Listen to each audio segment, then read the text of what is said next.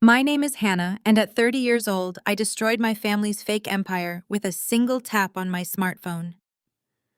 For years, I played the role of the struggling freelance accountant, the family scapegoat who barely scraped by.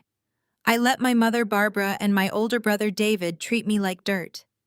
What they did not know was that I was actually the chief executive officer and founder of a multi-million-dollar financial technology firm. I had built a massive fortune in complete secrecy, allowing them to believe my modest lifestyle was a result of my own failures and lack of ambition. But tonight at my niece Mia's sweet 16, their cruelty finally crossed a line I could no longer ignore, and I decided it was time to cut the strings. Before I tell you exactly how I brought their house of cards crashing down, let me know where you are watching from in the comments below.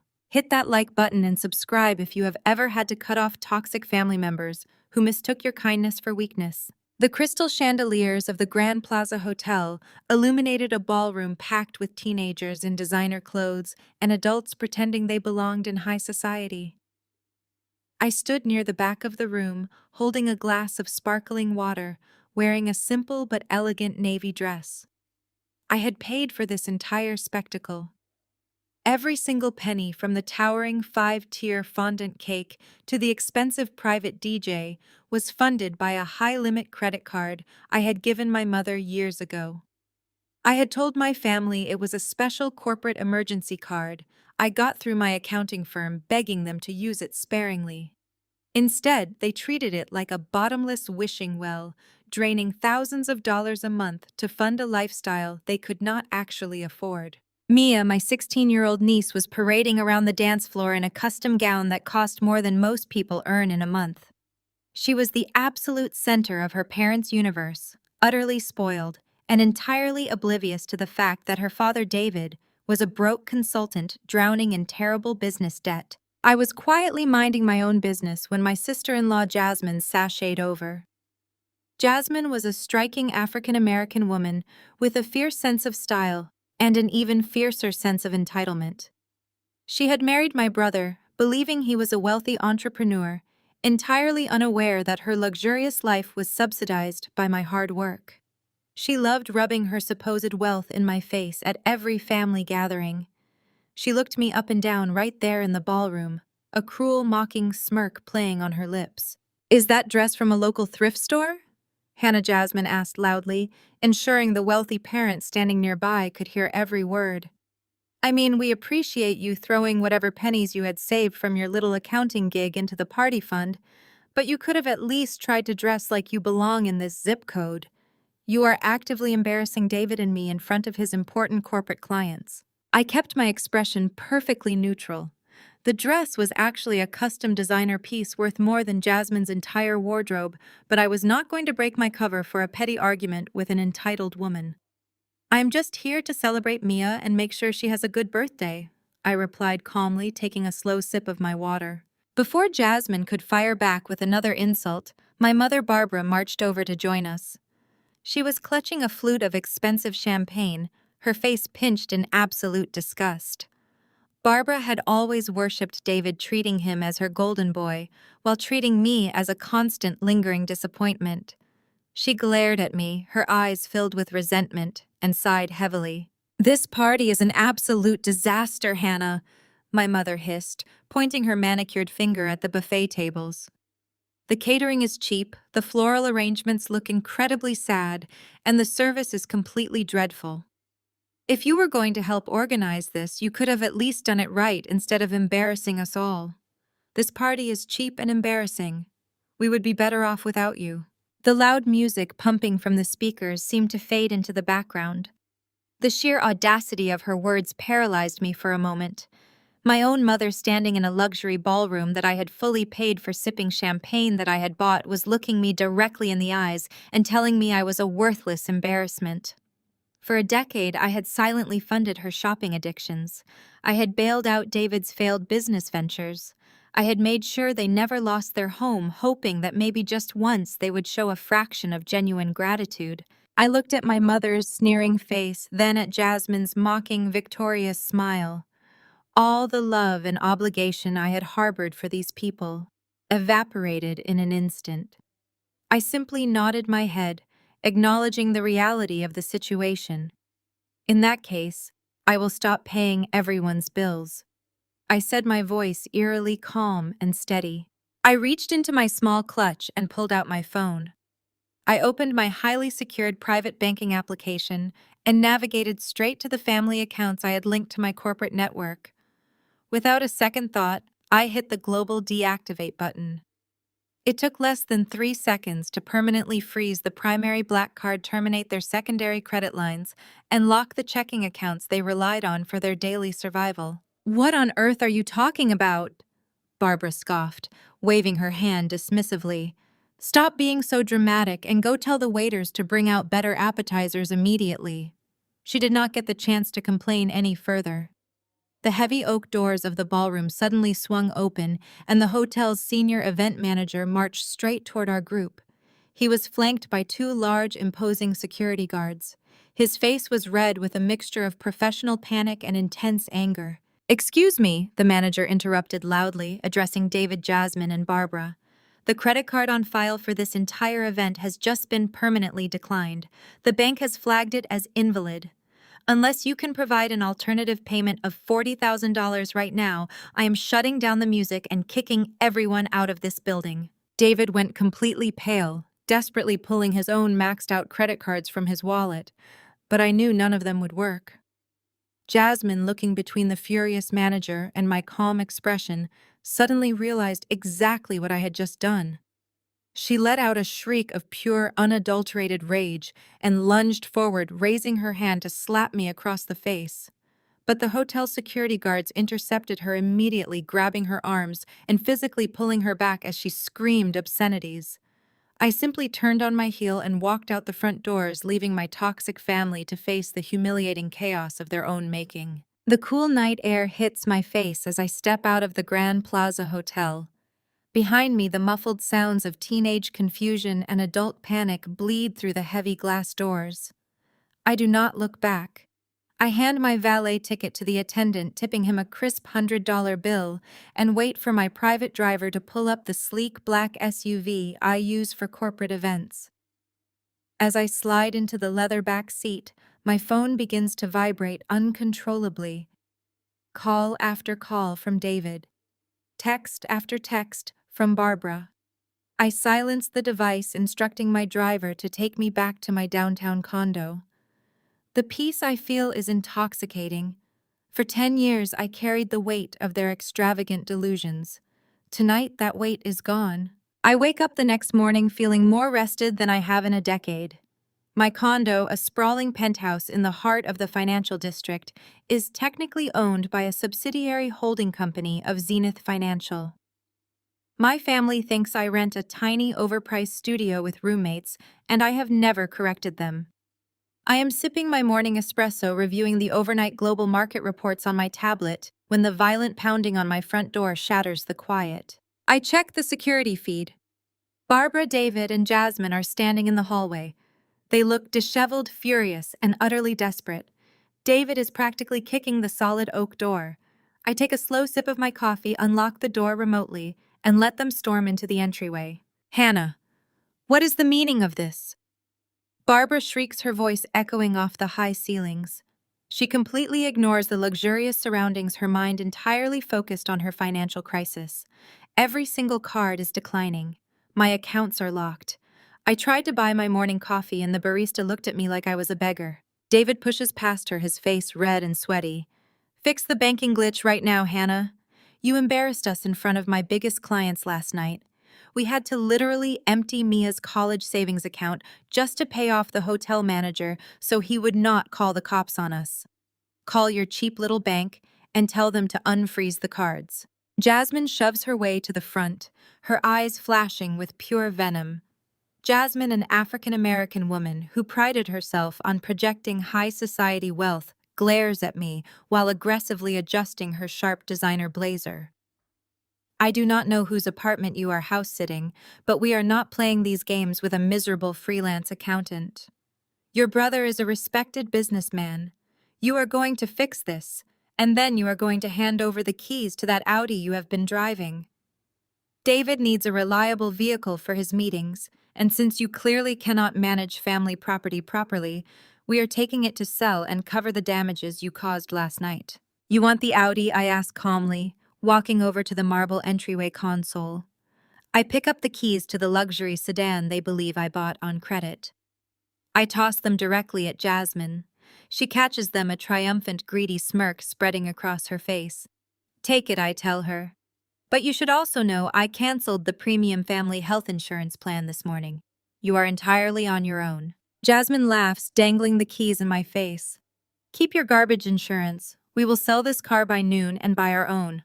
Come on, David. We are leaving this loser to rot. They storm out, slamming the door behind them. They have absolutely no idea that the Audi is registered as a corporate vehicle belonging to Zenith Financial. I wait exactly 2 minutes for them to reach the parking garage.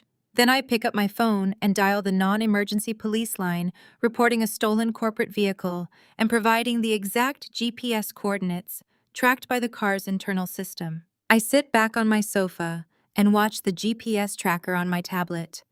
The car moves out of the downtown grid, speeding toward the highway. 15 minutes later, the tracker stops completely.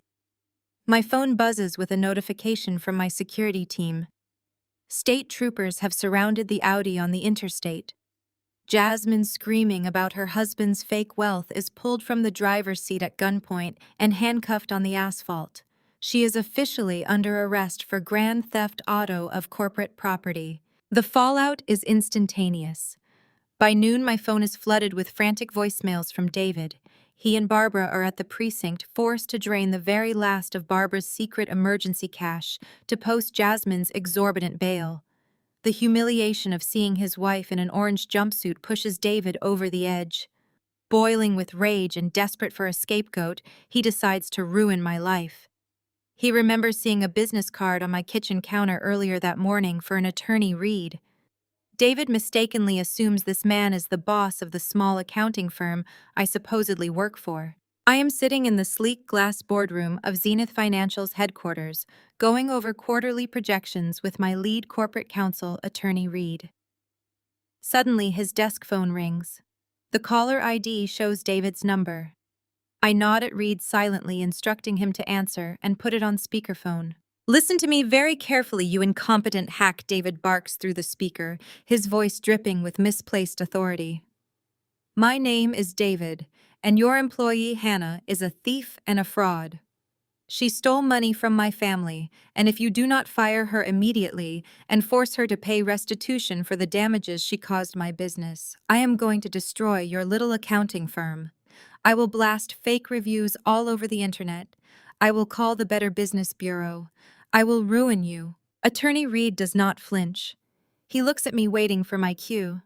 I lean forward toward the speakerphone. Hello, David, I say smoothly. The line goes dead silent as my brother realizes I am in the room. Attorney Reed is not my boss, I continue. He is the lead corporate counsel for Zenith Financial. And you just threatened a multi-million-dollar corporation. I look at Reed and give a sharp nod.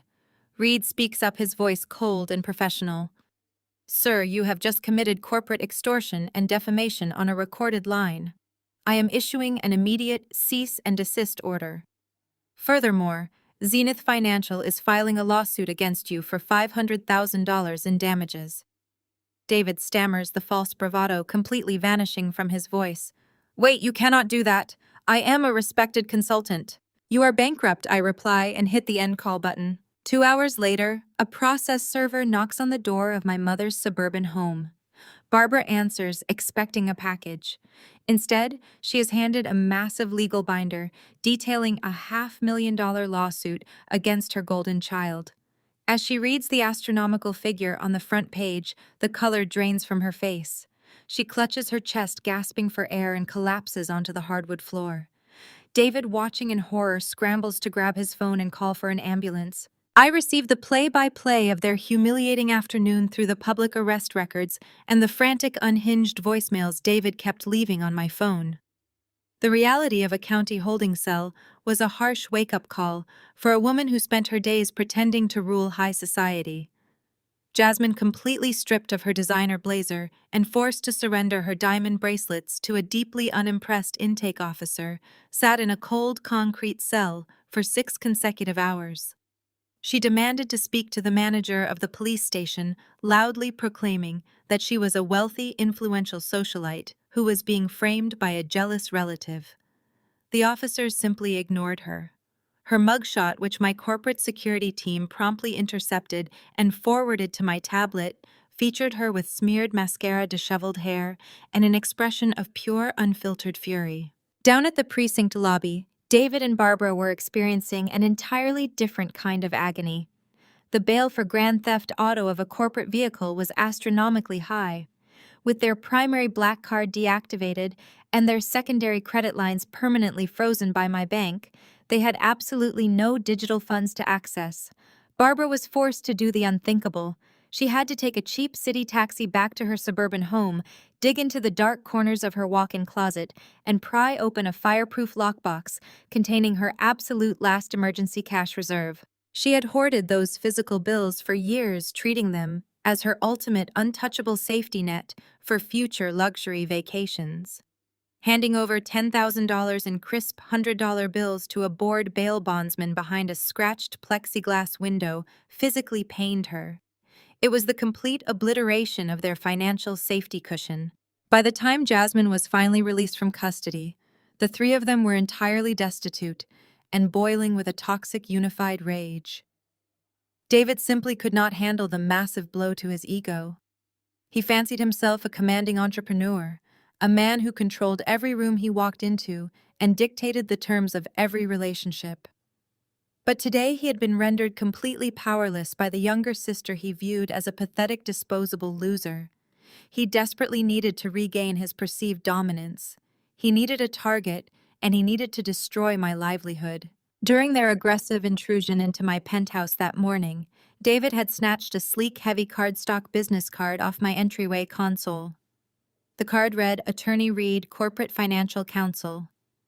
Blinded by his own overwhelming arrogance and his unwavering belief in my supposed mediocrity, David completely misinterpreted the impressive title. He assumed Attorney Reed was the managing partner of the low-level struggling accounting firm where he believed I slaved away inputting data for minimum wage.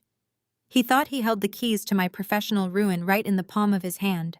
While my family was busy plotting my downfall in the grimy parking lot of a county jail, I was sitting 50 stories above the city in the executive boardroom of Zenith Financial. The room was an absolute fortress of floor-to-ceiling glass, polished mahogany, and quiet, unyielding power. I was comfortably reviewing aggressive quarterly acquisition strategies with my lead corporate counsel, the very same Attorney Reed.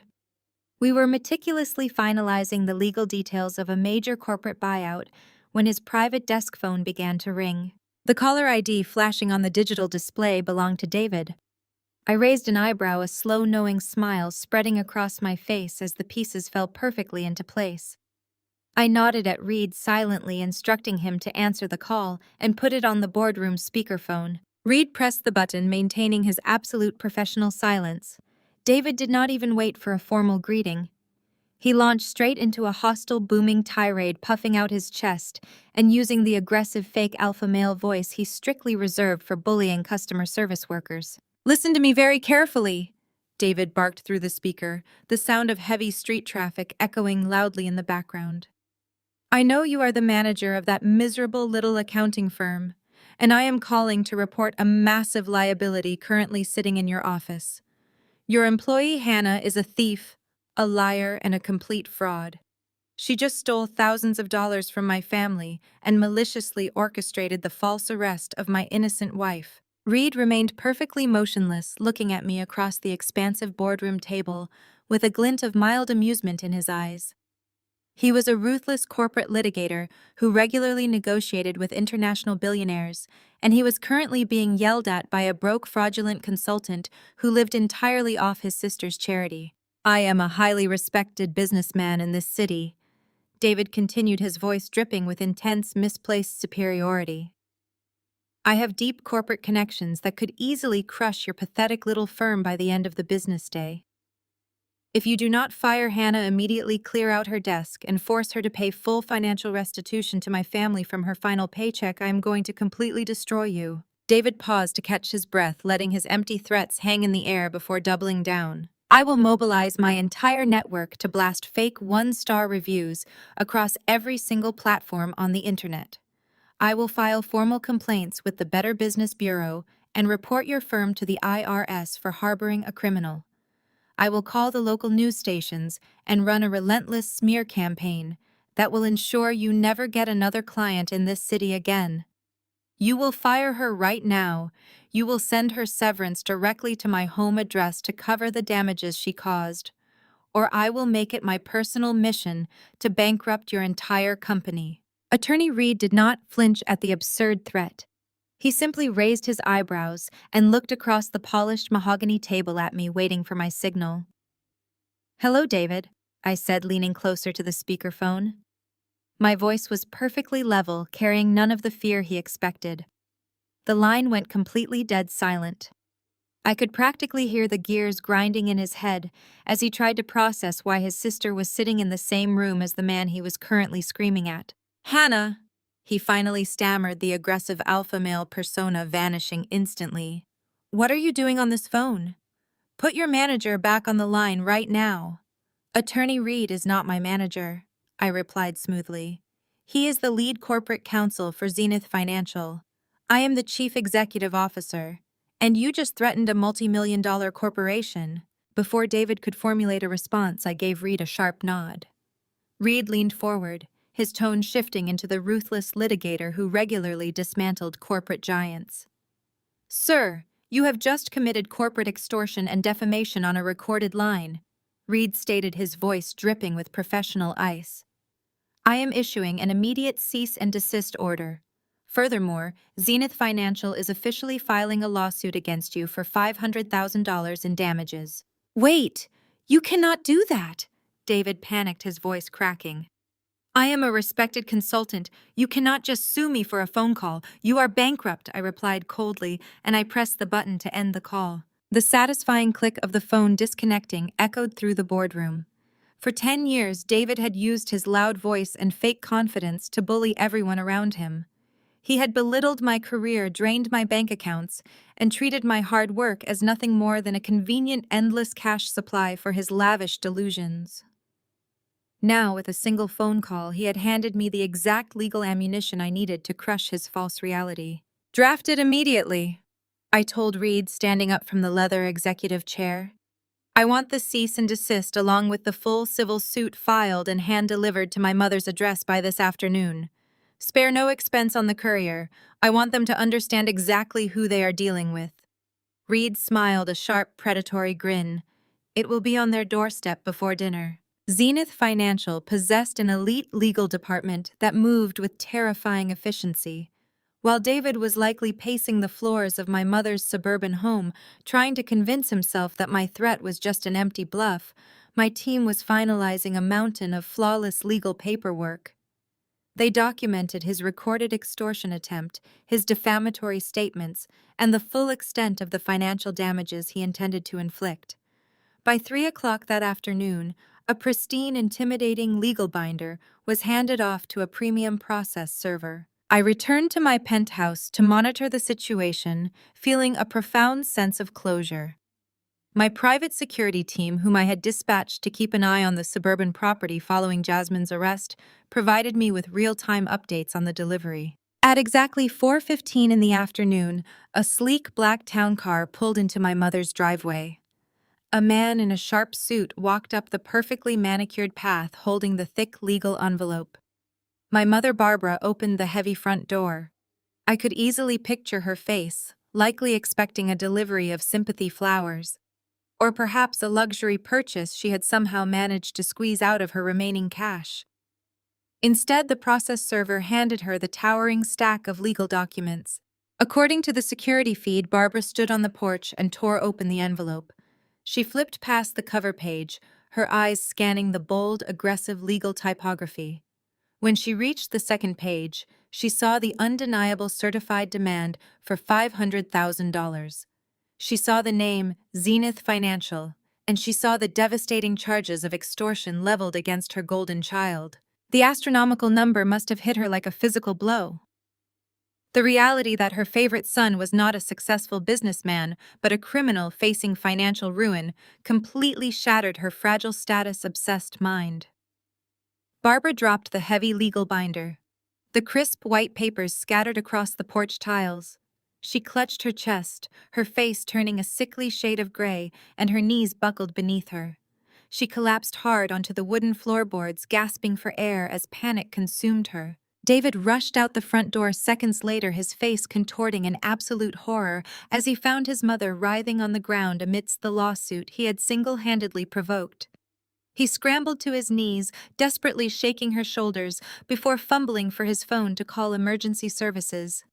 Within minutes, the piercing wail of an ambulance siren shattered the quiet suburban neighborhood, announcing to all their wealthy neighbors that the picture-perfect family was officially falling apart. The notification from my corporate security detail pinged on my tablet just as the ambulance pulled away from my mother's suburban driveway.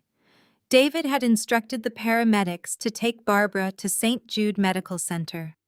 It was the most exclusive, outrageously expensive private hospital in the city. Even in the midst of a supposed medical emergency, my family could not resist the urge to project an image of extreme wealth and status. I calmly instructed my private driver to redirect our route and head straight for the emergency wing. St. Jude Medical Center was renowned for its discreet luxury. The emergency waiting area looked more like the lobby of a five-star resort, complete with plush velvet armchairs, muted amber lighting, and soft instrumental music playing from hidden ceiling speakers. David and Jasmine shattered that quiet, expensive elegance the absolute second I stepped through the automatic sliding glass doors. They were already pacing the center of the room. Jasmine had clearly just been released from the county holding cell. She was still wearing the same crumpled, slept-in clothes from her humiliating arrest, her usually flawless hair tangled and wild. The moment they spotted me walking into the lobby, they locked eyes and tag-teamed their assault. David closed the distance between us in 3 heavy strides. His face was blotchy, his eyes red and frantic. He did not bother keeping his voice down. "You did this," David bellowed, his voice echoing sharply off the polished marble walls. "You put our mother on her deathbed. She is in the back right now fighting for her life because her heart completely gave out when she read your psychotic lawsuit." Jasmine flanked him immediately, her eyes wide with a manic, desperate energy. She made sure her volume matched his. She wanted an audience. She wanted the affluent patients and worried families sitting in the waiting area to look at me with absolute disgust. "You are a monster!" Hannah Jasmine shrieked, pointing a trembling finger at my chest. "You cut off the family health insurance out of pure spite, and then you slapped a $500,000 lawsuit on your own flesh and blood." The shock literally broke her heart. If she dies in that room tonight, her blood is permanently on your hands. We will make sure the entire world knows you killed her. I stood perfectly still in the center of the lobby. I did not flinch, and I certainly did not lower my gaze. For a fraction of a second, a normal daughter might have felt a paralyzing pang of guilt. But I knew these people better than anyone. I knew their toxic playbook inside and out. Every tear streaming down David's face, every dramatic waver in Jasmine's loud voice was a highly calculated performance designed to extract money and force compliance through public shame. People in the waiting room were openly staring now. A few nurses at the triage desk paused their typing, watching the scene unfold with wide eyes. My brother and sister-in-law were using the public audience to corner me, weaponizing societal expectations of family loyalty to trap me into submission. "You are going to fix this right now," David demanded, stepping uncomfortably close to my face. "You are going to call your lawyers and drop that ridiculous lawsuit immediately. Then you are going to call your bank and unfreeze the primary black card." He grabbed my shoulders, giving me a slight aggressive shake to emphasize his absolute panic. "Listen to me, Hannah. The doctors say she needs immediate specialized care to survive this. But because you maliciously canceled our insurance policies, the hospital administration is refusing to admit her to the VIP cardiac intensive care unit without a massive upfront cash deposit. We do not have the funds because you locked us out. You are going to reactivate those credit lines right this second and pay for her treatment, or you are going to stand here and let your own mother die over a petty temper tantrum." Jasmine grabbed my arm, her manicured nails digging sharply into the sleeve of my coat. Her eyes were burning with a terrifying mixture of greed and desperation. "Do it!" Jasmine hissed, her voice vibrating with intense emotional manipulation. "Call the bank. Hand over the card to the billing department. You owe this family your life, and it is time you finally paid your debts. Save her." I looked at the two of them panting and frantic in the middle of the crowded hospital lobby.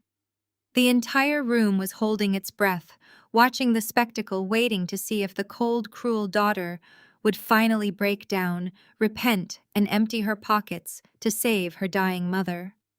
I slowly, deliberately pulled my arm out of Jasmine's tight grip and smoothed down the pristine fabric of my designer coat. "I will not be bullied in a hospital lobby," I said, my voice cutting through the heavy tension of the room. "If my mother is truly fighting for her life, I want to see the medical charts right now." I stepped around Jasmine, completely ignoring David's frantic sputtering, and walked straight toward the restricted double doors of the VIP cardiac intensive care unit. David chased after me, his face red with indignation, loudly demanding that I stop making a scene and just hand over my credit card. Before I could even reach the triage desk, the heavy doors swung open. A distinguished man in a pristine white coat stepped out holding a digital tablet. It was Dr. Evans, the hospital's chief of cardiology. He was one of the most respected cardiovascular specialists on the East Coast. More importantly, he was a man I knew very well. Just 2 years ago, Zenith Financial had fully funded his state-of-the-art research wing. While my family believed I was crunching numbers for minimum wage, Dr. Evans knew exactly who I was and the massive financial power I wielded. Dr. Evans looked up from his screen. His eyes locked onto mine, and his stern, professional demeanor immediately transformed into a warm, deeply respectful smile. "Hannah," he said, his tone carrying a level of reverence that made David and Jasmine instantly freeze in their tracks.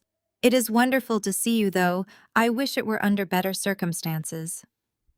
I was not aware the new admission in the VIP suite was your mother. I would have overseen her intake personally from the moment she arrived. My brother and sister-in-law stared at the esteemed doctor as if he had just spoken a foreign language. They could not comprehend why the chief of cardiology was treating their supposedly deadbeat sister like a major hospital benefactor. "What is her prognosis, doctor?" I asked, projecting complete authority. "David just told me she is on her deathbed." Dr. Evans glanced down at his tablet and let out a soft, reassuring chuckle. "Well, I am happy to report that her heart is incredibly strong. Perfect rhythm, excellent blood pressure, and absolutely zero signs of cardiac distress. She is perfectly healthy. She simply experienced a bout of severe acid reflux paired with a mild panic attack likely brought on by a sudden stressor. She does not even require overnight observation. She is resting comfortably and is free to go home right now." David's jaw dropped. Jasmine looked like she had been slapped across the face. Their entire narrative of a dying, fragile matriarch completely evaporated in seconds. "There is just one minor administrative issue," Dr. Evans continued, turning his attention to David. "The billing department noted that the premium health insurance policy tied to this patient was canceled early this morning. Since this is an out-of-network private facility, and you explicitly demanded our luxury recovery suite upon arrival, the hospital requires immediate out-of-pocket payment before discharge. The total for the emergency transport, the comprehensive cardiac workup, and the VIP room is $15,000. The silence in the corridor was deafening. $15,000 in cold hard cash, money they absolutely did not have because I had permanently locked them out of my accounts. Jasmine whipped her head around to look at me, her eyes wide with sheer panic. "Pay it," she hissed through clenched teeth, her voice trembling. "Pay the bill right now, Hannah. You caused this panic attack with your ridiculous lawsuit. You owe us." "I owe you nothing," I replied, my voice echoing coldly in the pristine hallway. "I am not the one who called an ambulance for heartburn. You wanted luxury treatment on my dime, but my wallet is permanently closed. Have fun figuring out the payment plan." I walked past them and pushed open the door to my mother's private recovery suite. Barbara was lying on the bed putting on an absolute masterclass of a performance. She had one hand dramatically draped across her forehead, her eyes fluttering shut as she let out weak, exaggerated gasps for air. "The gig is up, Mom," I announced, standing at the foot of her bed. "Dr. Evans just confirmed you have acid reflux, and the bill for your little theatrical performance is $15,000. I am not paying a single cent." The realization that I was actually leaving them stranded with a massive medical debt finally broke through Barbara's fake illness. The dying woman miraculously sprang to life. She threw off the thin hospital blanket and leaped out of the bed with the agility of an Olympic athlete. "You ungrateful wretch!" Barbara screamed, her face contorting in pure unadulterated fury. She lunged forward, charging at me with her hands raised, completely abandoning the fragile mother routine. Jasmine rushed into the room right behind her to back her up. As Jasmine violently shoved her way past a heavy metal medical tray to grab me, her designer tote bag slipped from her shoulder. It crashed hard onto the linoleum floor. The gold clasp burst open upon impact. Makeup, expensive sunglasses, and a thick stack of manila folders spilled out across the tiles. I stepped back to avoid my mother's grasping hands and looked down at the mess on the floor. One of the folders had slid completely out of its envelope, revealing a stark white legal document underneath. The bold black letters at the very top of the page caught my eye immediately. It was a formal notarized power of attorney agreement. I looked closer, my blood running ice cold. At the bottom of the document, resting right next to a fresh notary stamp, was my full legal name. The signature was a near-perfect forgery of my handwriting. I stared at the falsified paperwork, the pieces of their sinister puzzle rapidly clicking together in my mind. They had not just been draining my credit cards to fund their luxury lifestyle. They had actively stolen my identity. I stared at the falsified signature, the ink still looking fresh against the crisp white paper. The absolute audacity of it stole the breath from my lungs. I slowly raised my eyes from the scattered mess on the linoleum floor and locked my gaze onto Jasmine. She scrambled forward, her manicured hands frantically clawing at the hospital tiles to gather the spilled documents. Her face had completely drained of color, her usual haughty demeanor replaced by naked, visceral terror. David tried to step between us, puffing out his chest in a pathetic attempt to shield his wife's criminal actions from my view. I opened my mouth, fully prepared to deliver the crushing reality of federal identity theft charges and watch their entire world implode right there in the recovery suite. Before a single word could leave my lips, a harsh, pulsating alarm erupted from my blazer pocket. This was not a standard mobile ringtone. It was a highly classified Tier 1 security breach notification hardwired directly from Zenith Financial's Global Risk Management Division. I pulled out my secure device. The encrypted screen bypassed the lock, automatically displaying a live high-definition security feed from a modest commercial building across town. It was the address of my decoy office. I had maintained that cheap, unassuming workspace in a rundown strip mall for years. It was a crucial part of my cover, the physical location I supposedly went to every day to crunch numbers and file taxes for local small businesses. I kept a single receptionist on payroll there who was actually a highly trained corporate security asset, just to maintain the illusion for anyone who came looking. Through the live camera feed, I watched in real time as the heavy frosted glass door of my decoy office was violently kicked off its hinges, the glass shattered, raining down across the cheap waiting room carpet. 3 massive, heavily tattooed men stormed into the small reception area. They were not wearing the suits of legitimate corporate auditors. They were underground enforcers. They immediately began flipping desks, smashing computer monitors against the drywall, and aggressively shoving the receptionist toward the emergency exit. One of the massive men pulled a thick metal crowbar from his jacket and slammed it directly into the overhead security camera, turning my feed to static. I slowly lowered my phone and looked down at the forged power of attorney, still clutched in Jasmine's trembling hand. The realization hit me with the force of an incoming train. My family had not just stolen my identity to open a few more high-limit credit cards. They had recklessly crossed into the violent criminal underworld. "Who did you borrow money from, David?" I demanded, my voice dropping to a dangerously quiet register that commanded the room. David began to sweat profusely. His eyes darted frantically toward the hospital room door, looking for an escape route that did not exist. I had to do it. Hannah, he stammered, his hands shaking. You do not understand the incredible pressure I am under. My consulting firm was facing complete liquidation. I could not secure a traditional corporate loan from a real bank because my credit was maxed out, and you completely refused to co-sign for me last year. Jasmine stood up, clutching the forged legal document to her chest. Instead of showing any remorse, she defensively crossed her arms and lifted her chin, trying to regain her false sense of superiority. We had to find alternative funding to save your brother's reputation, she snapped, entirely unrepentant. I utilized my social network and found a private syndicate willing to offer immediate bridge capital. They handed over $200,000 in cash to keep the business afloat.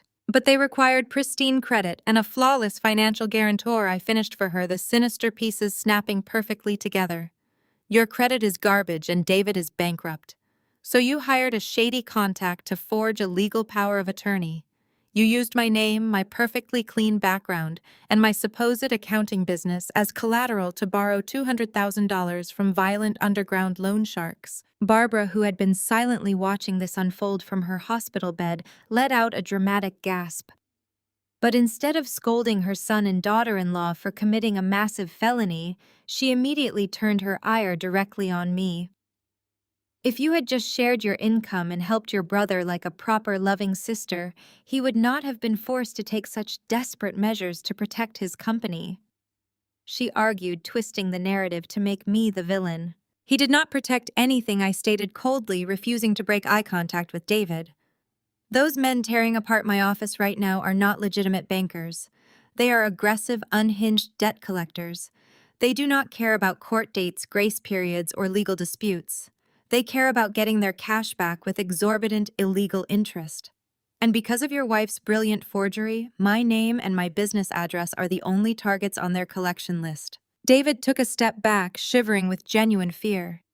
He knew exactly what kind of violent men he had taken money from, and he knew they would not stop until the debt was settled in cash or in blood. Jasmine looked away, refusing to meet my gaze.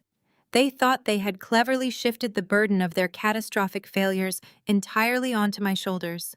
They assumed I would be terrified, forced to scrape together my life savings to pay off violent criminals just to save my own skin. They thought I was just a defenseless freelance accountant caught in a deadly trap. They had absolutely no idea that directing underground enforcers to attack a facility monitored by Zenith Financial's elite security apparatus was the deadliest mistake they could possibly make. I did not waste a single second indulging their panic. While David hyperventilated in the corner of the hospital suite and Jasmine desperately tried to gather her spilled belongings, I tapped a sequence of commands into my encrypted device. Within seconds, I was connected to the global command center of Zenith Financial. I bypassed all standard communication protocols and initiated a direct override to the heads of my elite cybersecurity and fraud divisions. My physical security teams already had the decoy office locked down and local authorities dispatched before those underground enforcers could smash another computer monitor.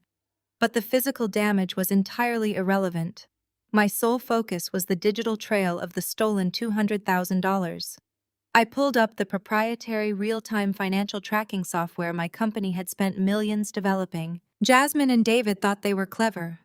They thought they were untraceable, hiding behind my forged signature and a network of shady brokers.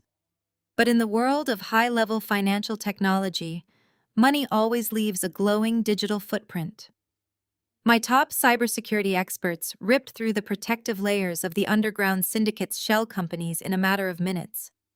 We mapped the exact complex routing of the illicit loan. The cash was actively bouncing through a series of international holding accounts, a classic laundering technique designed to obscure the final destination. I watched the wire transfer move across the glowing map on my screen. Jasmine was incredibly greedy, but she was also impatient and deeply selfish. She had not routed the money to a joint account to save her husband's failing business. She had routed the final destination to a highly secretive offshore bank account registered solely under her maiden name in the Cayman Islands.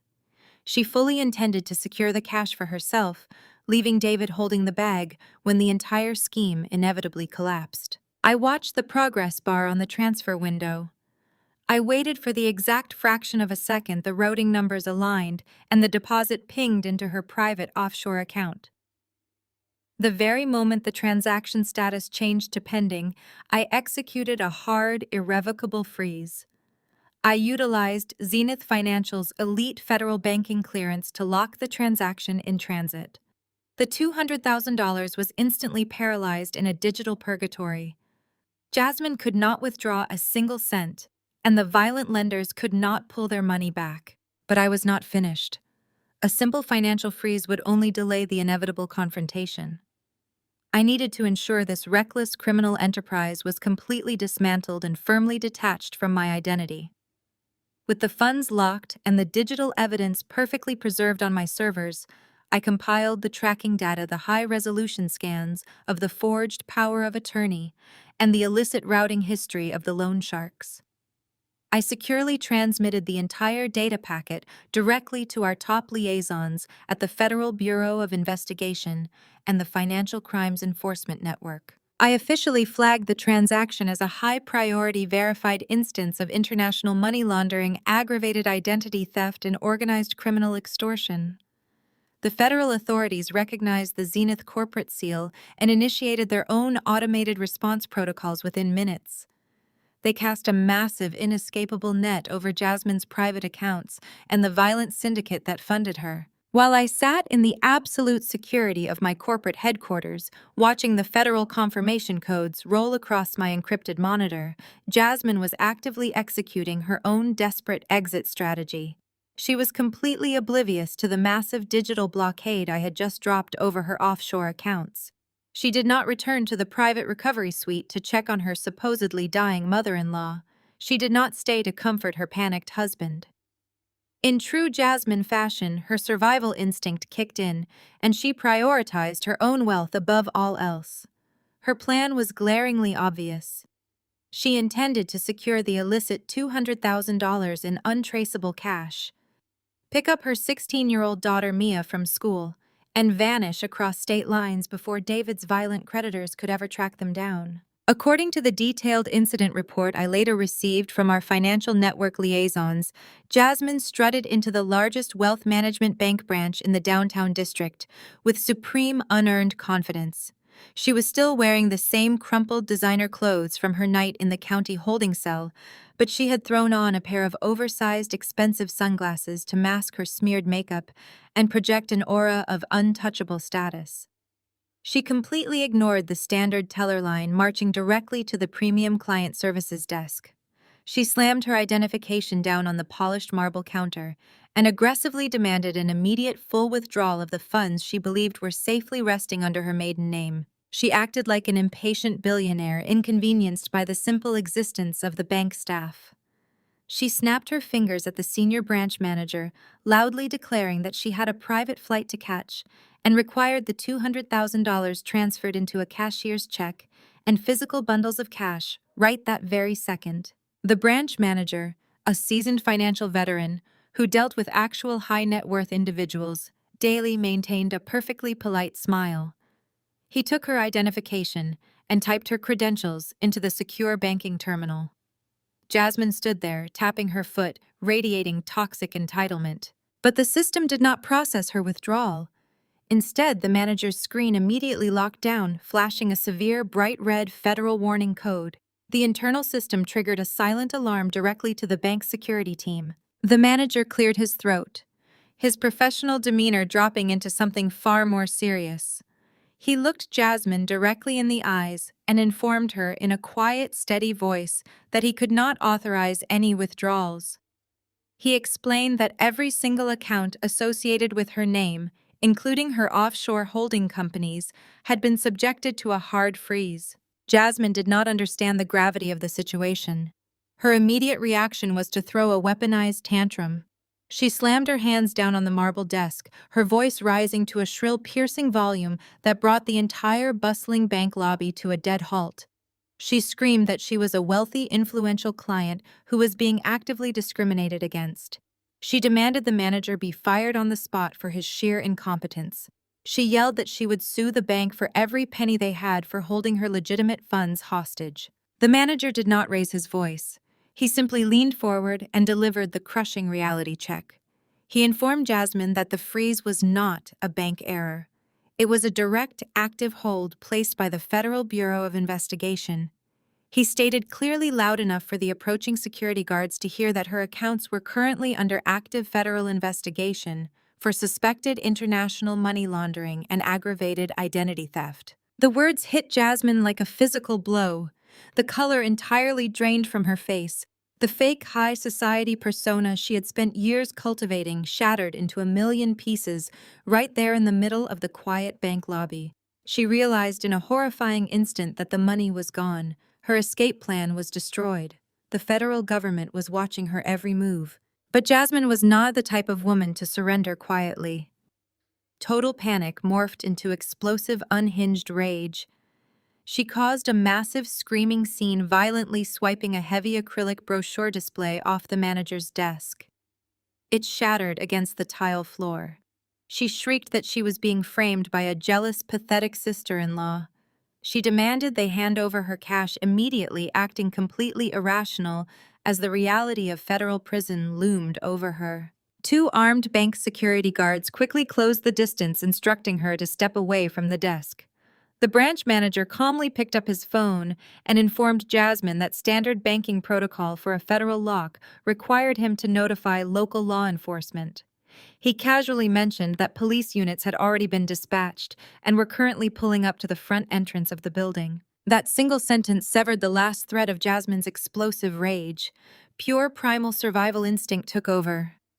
If she stayed in that lobby for another 60 seconds, she would be walking out in handcuffs for the second time in 24 hours, and this time there would be no bail. She ripped her identification card from the manager's hand, roughly shoved her way past a startled security guard, and sprinted blindly toward the glass exit doors. She burst out onto the busy downtown sidewalk, fleeing the scene on foot. Just as the flashing red and blue lights of the police cruisers reflected off the bank's glass facade, she had no money, no car, and no allies left. I watched the automated alerts roll across my encrypted monitor in the Zenith boardroom, confirming that the withdrawal attempt had been successfully blocked and reported. Jasmine was finally realizing that the inescapable net I had cast was closing tightly around her. Jasmine sprinted through 3 blocks of heavy downtown traffic before ducking into a grimy alleyway, her chest heaving as she listened for police sirens. Her designer heels were heavily scuffed, her breath ragged and sharp. She had narrowly escaped a federal money laundering arrest, but the brutal reality of her situation was far worse. She was completely broke, and the violent underground syndicate was still expecting their $200,000. She managed to flag down a city bus paying the fare with loose change she scraped from the bottom of her designer tote. When she finally arrived back at Barbara's suburban house, the atmosphere inside was suffocating with terror. David was pacing the living room floor, his phone vibrating relentlessly on the coffee table. Every single incoming call displayed a blocked number. The loan sharks were actively hunting him. Jasmine slammed the front door shut and delivered the fatal blow. She told David the offshore account was completely frozen by the FBI. The cash was gone. David dropped to his knees, burying his face in his hands. He knew the massive, heavily tattooed men who trashed my decoy office were not going to simply write off a massive financial loss. They were going to come for him, and they would not ask nicely twice. Barbara sat frozen on the sofa, her hands trembling, as she clutched a decorative throw pillow. The protective walls of their fake empire had completely caved in. But David's arrogance was a terminal disease. Instead of doing the rational thing by turning himself into the authorities or begging the loan sharks for a payment plan, his mind raced toward another delusional shortcut. He stood up, his eyes wide with manic, desperate energy. He declared that he just needed one massive angel investor to bail out his consulting firm and pay off the syndicate.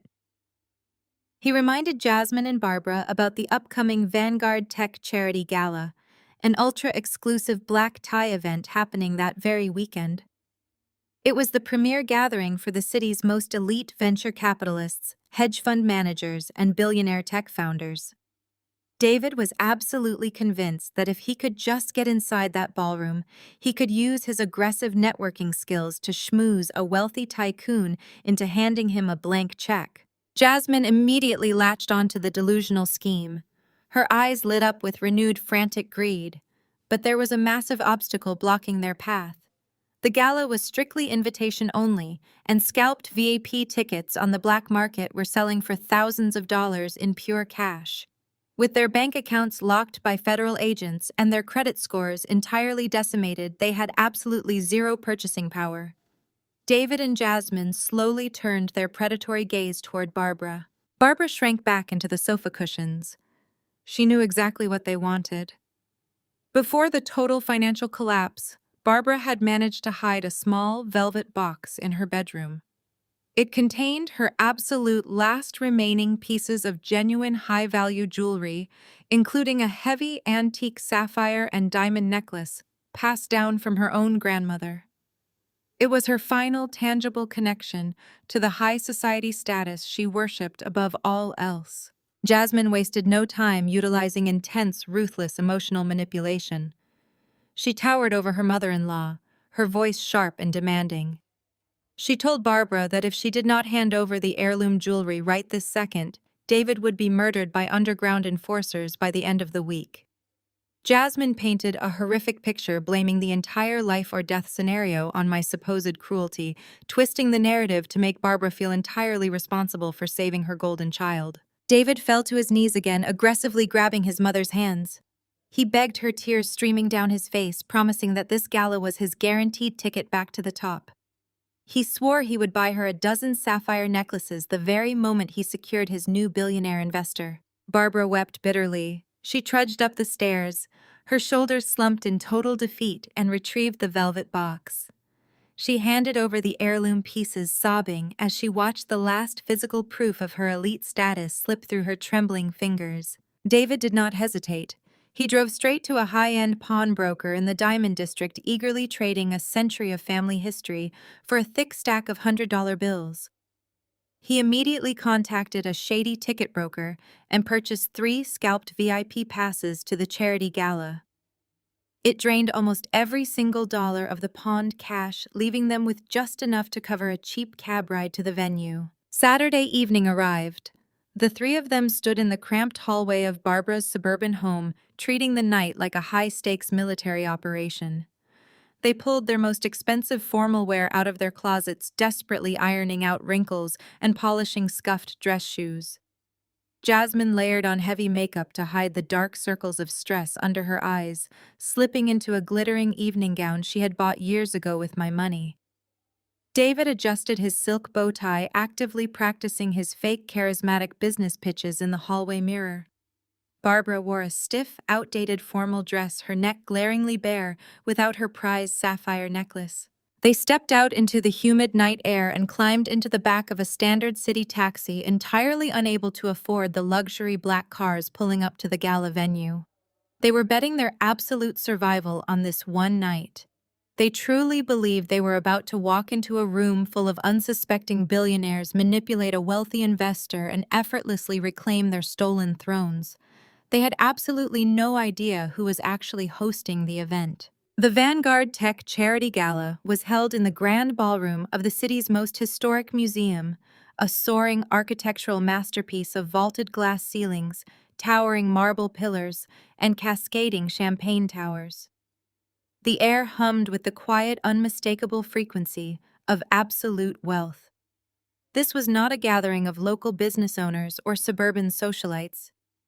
This was a summit of global industry leaders, tech innovators, and venture capitalists who moved international markets with a single phone call. David, Jasmine, and Barbara walked through the gilded entrance, practically vibrating with a desperate, frantic energy. They handed their coats to the attendant and immediately threw themselves into the crowd, treating the elegant charity event like a hostile takeover. David went to work first. He smoothed down his lapels, plastered on his most aggressive, charismatic smile, and began targeting clusters of men in custom-tailored tuxedos. He aggressively inserted himself into private conversations, interrupting discussions about global supply chains to hand out his cheap business cards. He pitched his consulting firm using empty corporate buzzwords, desperately trying to position himself as a rising star who just needed a massive injection of angel capital. The billionaires barely acknowledged his existence. These were men who could smell desperation and impending bankruptcy from a mile away. When David approached a group of prominent hedge fund managers, they looked at him with polite, icy confusion, excusing themselves to get another drink before he could even finish his frantic opening sentence. He was completely out of his depth, drowning in a sea of actual tycoons while grasping at straws. Jasmine was faring no better. She tried to mingle with the wives and female executives, aggressively flashing her fake smiles and attempting to insert herself into their high society banter. But the women gave her cold, dismissive glances. They immediately recognized that her glittering evening gown was seasons out of date, and her loud, overbearing demeanor was entirely out of place in a room where true power whispered.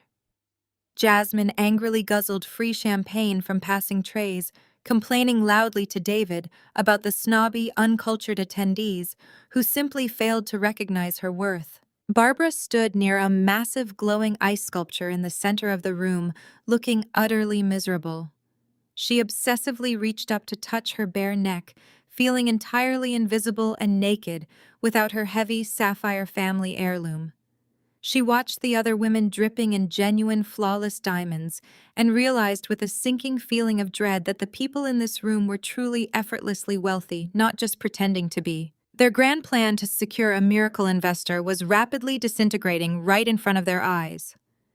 David was sweating profusely through his suit pacing near the open bar, realizing that absolutely no one in this museum was going to write him a blank check.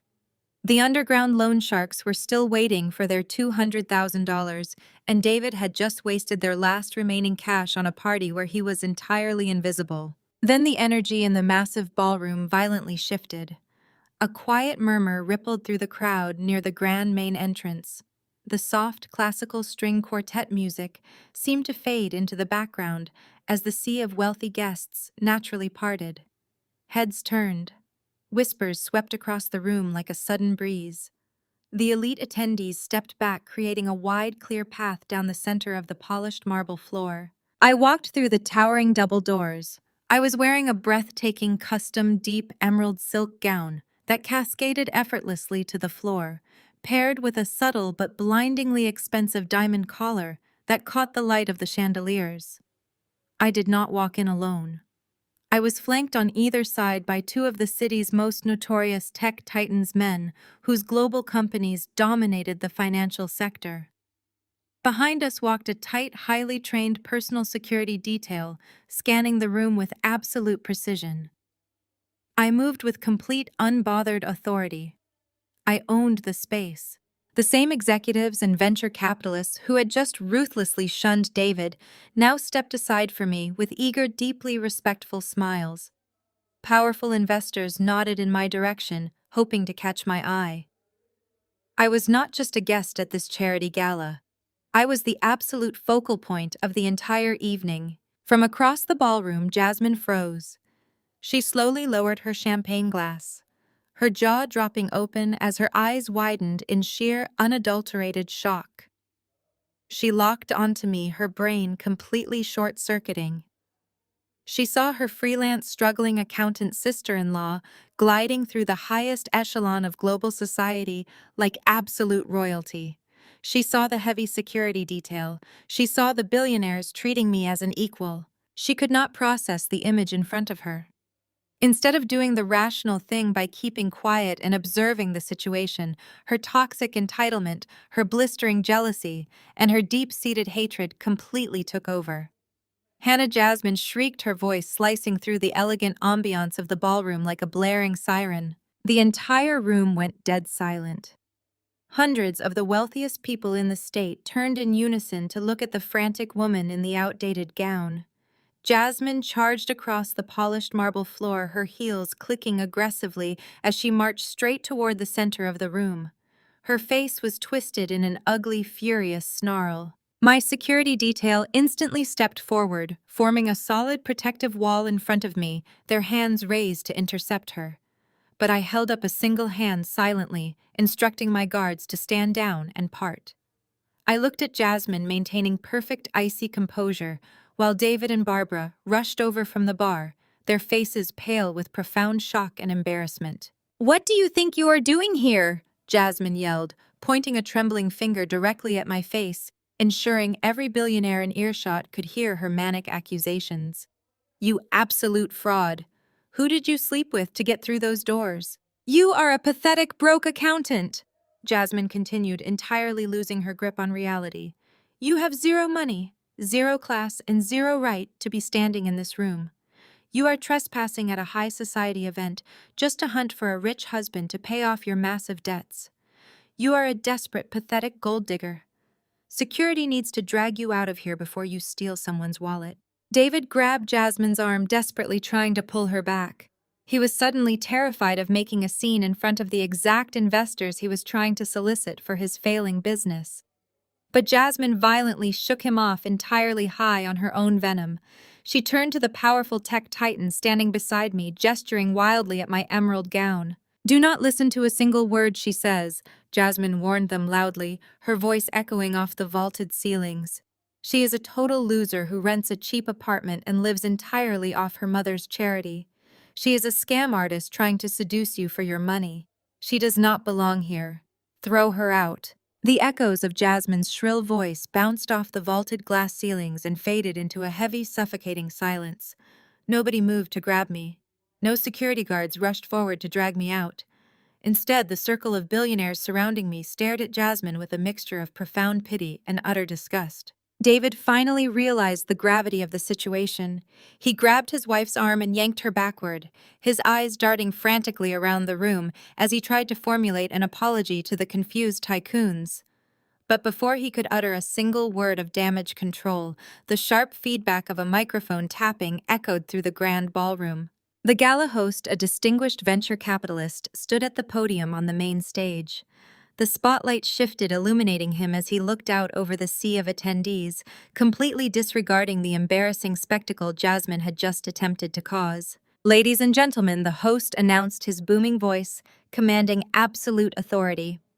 "If we could please direct our attention to the main stage. Before we commence the charity auction, it is my distinct honor to introduce the visionary who made tonight's entire philanthropic endeavor possible." Jasmine crossed her arms, still glaring at me, fully expecting security to arrive any second. David wiped a bead of sweat from his forehead. Barbara stood paralyzed by the ice sculpture, her gaze darting between the stage and my emerald gown.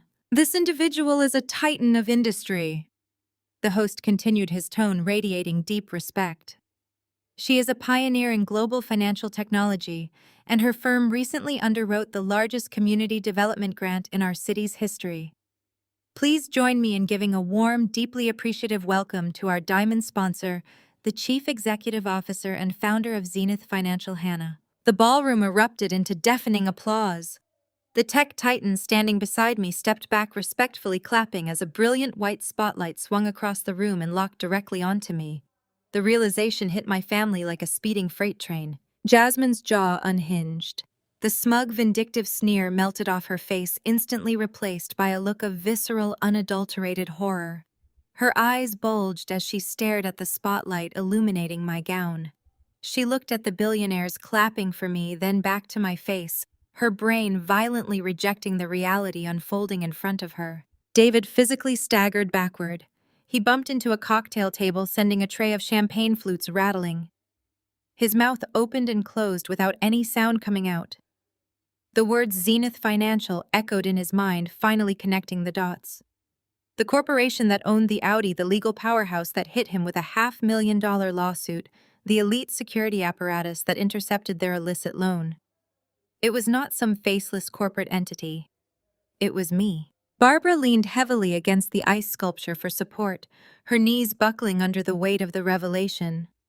She looked at the daughter she had mocked, berated, and called a worthless disappointment for over a decade. The freelance accountant she believed was scraping by on pennies was actually a multi-millionaire industry titan, who could buy and sell every person in the room. The absolute magnitude of her own foolishness crushed her. Their fake empire of borrowed money and scalped tickets was utterly dwarfed by the genuine staggering empire I had built in the shadows. I stepped forward, leaving the protective circle of industry leaders behind me, and made my way toward the main stage. The brilliant white spotlight tracked my every move, reflecting off the diamond collar around my neck and casting a glowing aura around my emerald gown. The entire grand ballroom was utterly captivated. I gracefully ascended the velvet stairs and took my place behind the polished acrylic podium. I looked out over the sea of the city's most powerful individuals, allowing the absolute silence to stretch for just a moment before I began to speak. I delivered a concise, impactful address regarding Zenith Financial's commitment to urban redevelopment and our latest multi-million-dollar community grant. I spoke about the importance of integrity in business and the necessity of building sustainable futures. The elite crowd hung onto my every word, responding with enthusiastic rolling applause. But as my philanthropic remarks concluded, my tone deliberately shifted. The warmth left my voice replaced by the cold, calculated precision of a ruthless chief executive.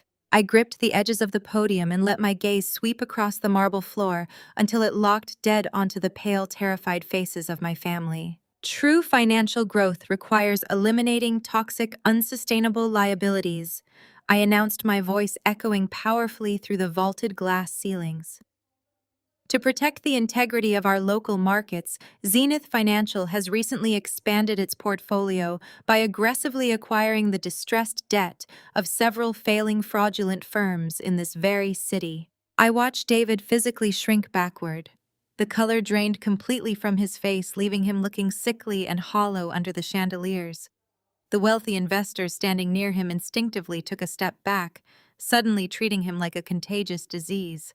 Transparency is the absolute cornerstone of my business. I continued, leaning closer to the microphone.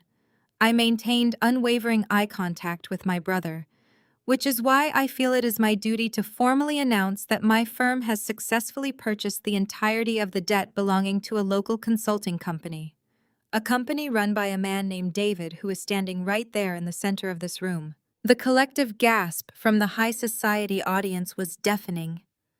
Hundreds of billionaires, venture capitalists, and hedge fund managers turned in unison to stare at the sweating, trembling man who had just spent the last hour desperately begging them for money. I did not blink as I delivered the final fatal blow. David, due to your complete insolvency, your staggering history of unpaid accounts, and your recent disastrous attempts to secure funding through violent criminal syndicates, Zenith Financial is officially calling in your debt. I publicly declare your firm completely bankrupt. As of this exact moment, I am foreclosing on every single one of your business assets. You are ruined. David let out a guttural, strangled sound of pure panic. His knees buckled and he nearly collapsed onto the polished marble floor. The men he had tried to impress looked at him with profound disgust, realizing he was nothing more than a desperate con artist. Jasmine finally snapped. The sheer humiliation of being exposed as a broke fraud in front of the city's highest social echelon completely shattered her mind. She lunged forward with a furious, unhinged scream, completely abandoning any remaining shred of dignity. She shrieked vile curses, aggressively pointing her finger at the stage, demanding that someone arrest me for ruining her life. Her loud, chaotic voice echoed horribly in the refined space, solidifying her status as absolute trash in the eyes of the elite. Barbara simply covered her face with her hands and wept loudly. The mother who had worshipped social status above her own daughter was now experiencing the ultimate, inescapable public disgrace. My security detail, anticipating the violent outburst, moved with terrifying military precision. 4 massive guards descended upon the trio before Jasmine could take another step toward the stage.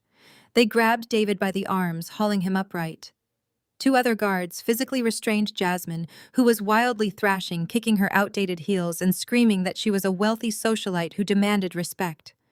Barbara was herded along by her shoulders, sobbing uncontrollably as her entire fake empire burned to the ground. I stood silently at the podium, projecting absolute power and calm, as the city's elite watched in horrified fascination.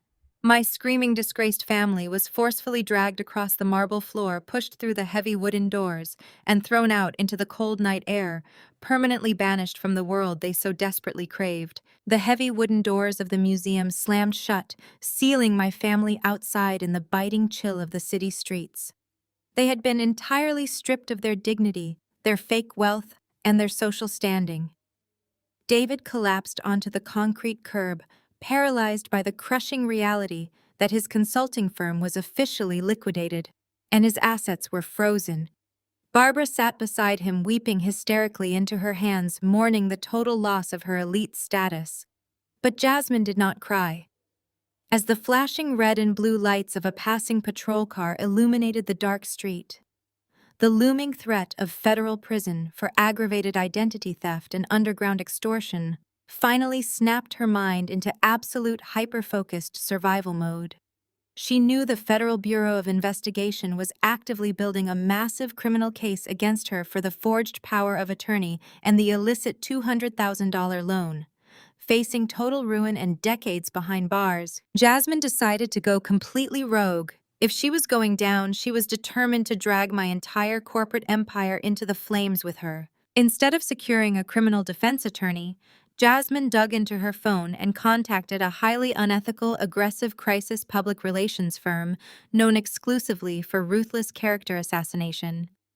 She pitched them a sensational, highly fabricated story of corporate tyranny and family betrayal, promising them a massive percentage of a future multi-million-dollar defamation settlement if they took her case on contingency. The sleazy agency eagerly accepted the bait. By Monday morning, a vicious, highly coordinated smear campaign detonated across every major social media platform. Jasmine proved to be a terrifyingly effective actress. She posted a series of tearful, heavily edited videos shot from the cramped living room of Barbara's suburban home. Looking directly into the camera lens, with perfectly applied, smudged mascara, Jasmine weaponized every single social dynamic she could exploit. She framed herself as a hard-working, marginalized African-American woman whose modest family-run livelihood had been maliciously ripped away by a vindictive billionaire sister-in-law. She spun a brilliant toxic narrative, claiming that Zenith Financial was a predatory institution built on exploiting minorities and crushing small businesses. She explicitly accused me of using my unchecked corporate power to destroy her family out of pure, unchecked spite. But Jasmine did not stop with her own fabricated victimhood. She mercilessly dragged my mother into the media circus to serve as her ultimate prop. She dressed Barbara in faded, oversized clothing to make her appear incredibly frail and destitute. She sat my mother in front of a ring light and aggressively coached her to weep on camera. Barbara sobbed to millions of viewers, weaving a tragic tale of severe elder abuse. She claimed that I had drained her life savings, abandoned her to starve, and was currently attempting to throw her out onto the freezing streets simply because she had tried to protect her innocent son. The internet thrives on manufactured outrage, and Jasmine fed the digital mob an absolute feast. The videos went viral within hours, racking up millions of views and tens of thousands of furious comments. My face was plastered across countless gossip blogs and news outlets, branding me as a ruthless, greedy tyrant who trampled over her own elderly mother and sister-in-law to climb the corporate ladder. The PR firm orchestrated a relentless barrage of hit pieces, submitting anonymous tips to local journalists about my supposed unethical business practices and extreme family cruelty. The digital assault quickly escalated into physical hostility. By Wednesday morning, Jasmine had orchestrated a massive, highly disruptive protest right outside the towering glass facade of Zenith Financial's global headquarters. She hired buses to bring in angry crowds, handing out professionally printed picket signs that read, "Stop Corporate Abuse" and "Zenith Steals from Family." Dozens of furious protesters blocked the main plaza, chaining themselves to the heavy security bollards near our revolving doors. Jasmine stood at the center of the chaotic mob, gripping a bright red megaphone, shrieking vile accusations up at my penthouse office windows, while local news vans parked illegally along the sidewalks to broadcast the spectacle live on morning television. The sheer volume of the negative press began to trigger the automated risk algorithms of our major institutional investors. Wall Street despises unpredictable media volatility. I stood by my floor-to-ceiling office window watching the angry mob swarm the plaza below, while my secure desktop terminal displayed our real-time market valuation. For the first time since I founded the company, the Zenith Financial stock ticker flashed a harsh warning red. The share price wavered, dropping several points, as the protest footage dominated the midday news cycle. My internal office phone began ringing incessantly. Members of my executive board were demanding emergency meetings to discuss the catastrophic public relations fallout. Key shareholders were requesting immediate reassurance, threatening to pull their massive capital investments if the horrific allegations of elder abuse and racial targeting were not swiftly and decisively debunked. The relentless, deafening noise from the megaphones outside vibrated against the reinforced glass of my office. Jasmine had successfully engineered a full-blown corporate crisis, weaponizing the court of public opinion to try and force me into a massive financial settlement before the federal agents could arrest her. She truly believed she had finally backed me into an inescapable corner, fully expecting me to panic, draft a massive check, and beg her to call off the mob to save my plummeting stock price. The panic inside the executive boardroom of Zenith Financial was palpable. My top public relations directors and senior legal counsel were pacing the length of the glass-enclosed space, their phones vibrating endlessly with notifications of plummeting stock prices and hostile media inquiries. Jasmine had engineered a digital wildfire, and my team was desperate to extinguish it using traditional corporate defense tactics. My lead communications officer practically begged me to issue a standard sanitized press release denying the allegations. Attorney Reed strongly advised filing an emergency gag order and burying my family in immediate defamation lawsuits to halt the devastating public spectacle. They wanted me to hide behind the immense legal shield of my corporation and wait for the news cycle to inevitably move on to the next scandal. I sat at the head of the mahogany table watching the chaotic protest on the plaza below through my floor-to-ceiling windows, and I flatly refused all of their conventional advice. A standard corporate denial would only make me look incredibly guilty. Sending a team of expensive lawyers to silence a crying mother and an aggrieved sister-in-law would simply validate Jasmine's fabricated narrative. It would prove her completely false point that I was a ruthless, predatory billionaire using my unchecked power to crush the voices of marginalized victims. I knew exactly how the court of public opinion operated, and I knew that trying to fight a highly emotional viral smear campaign with sterile legal jargon was a losing battle. I needed to do something entirely unprecedented. I needed to give them exactly what they wanted, but on a scale so massive they could not possibly control the outcome. I turned to my communications director and issued a directive that made the entire boardroom fall dead silent. I ordered her to clear the grand atrium of Zenith Financial's global headquarters. I instructed her to send priority invitations to every major news network, financial journalist, investigative blogger, and prominent social media commentator in the city. I wanted local news vans, national correspondents, and live broadcast cameras packed into my building by noon the following day. Then I turned to Attorney Reed and told him to draft a very specific, formal invitation to be hand-delivered to my mother's suburban address. I formally invited Jasmine, David, and Barbara to attend a live, unedited press conference hosted directly by Zenith Financial. I stated clearly in the invitation that as the Chief Executive Officer, I was deeply committed to community transparency and ethical business practices. Therefore, rather than dismissing their severe public grievances, I was offering them a global platform to voice their concerns directly to the press, face-to-face with me, without any legal restrictions or corporate interference. My executive team thought I had completely lost my mind. They believed I was willingly walking into a media slaughterhouse. But I understood the psychology of my family better than any public relations expert ever could. I knew that Jasmine and David were drowning in panic over the impending federal investigation regarding their forged power of attorney and the illicit loan they had taken from the violent underground syndicate. They were desperate cornered animals. When they received my formal invitation to a live broadcast press conference, they would not view it as a trap. Their blinding arrogance and ravenous greed would convince them that their vicious smear campaign had actually worked. They would firmly believe that the wavering stock prices had terrified me into total submission, and that I was organizing this press conference to publicly surrender, beg for their forgiveness, and hand over a massive financial settlement to save my company. The next morning, the grand atrium of Zenith Financial was entirely transformed into a buzzing, high-stakes media circus. The sheer scale of the event was staggering.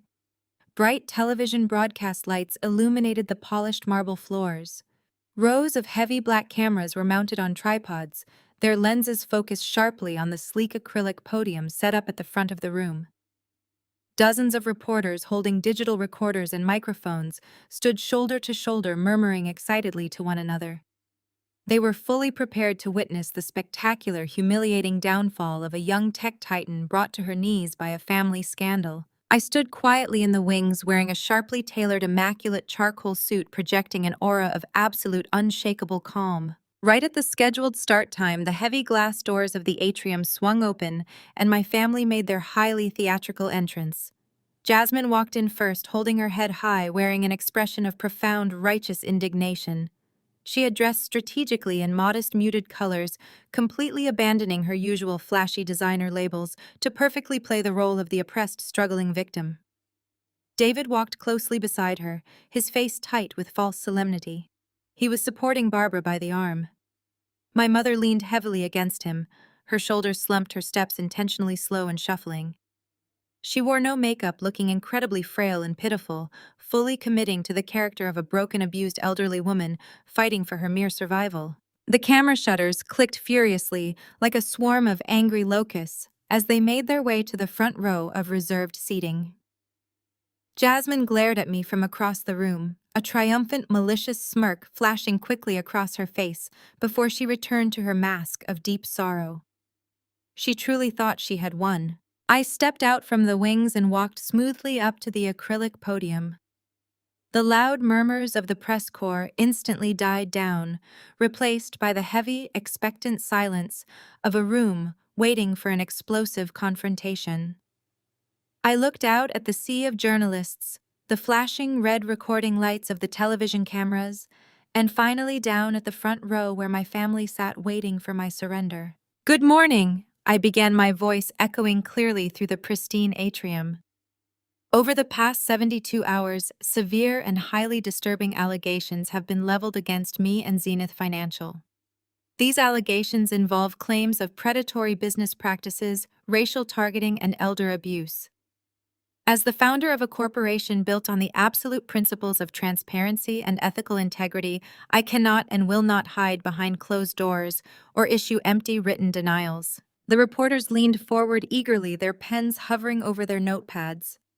The individuals bringing forth these devastating claims are not anonymous detractors. I continued, my gaze locking directly onto Jasmine. They are my brother, my sister-in-law, and my own mother.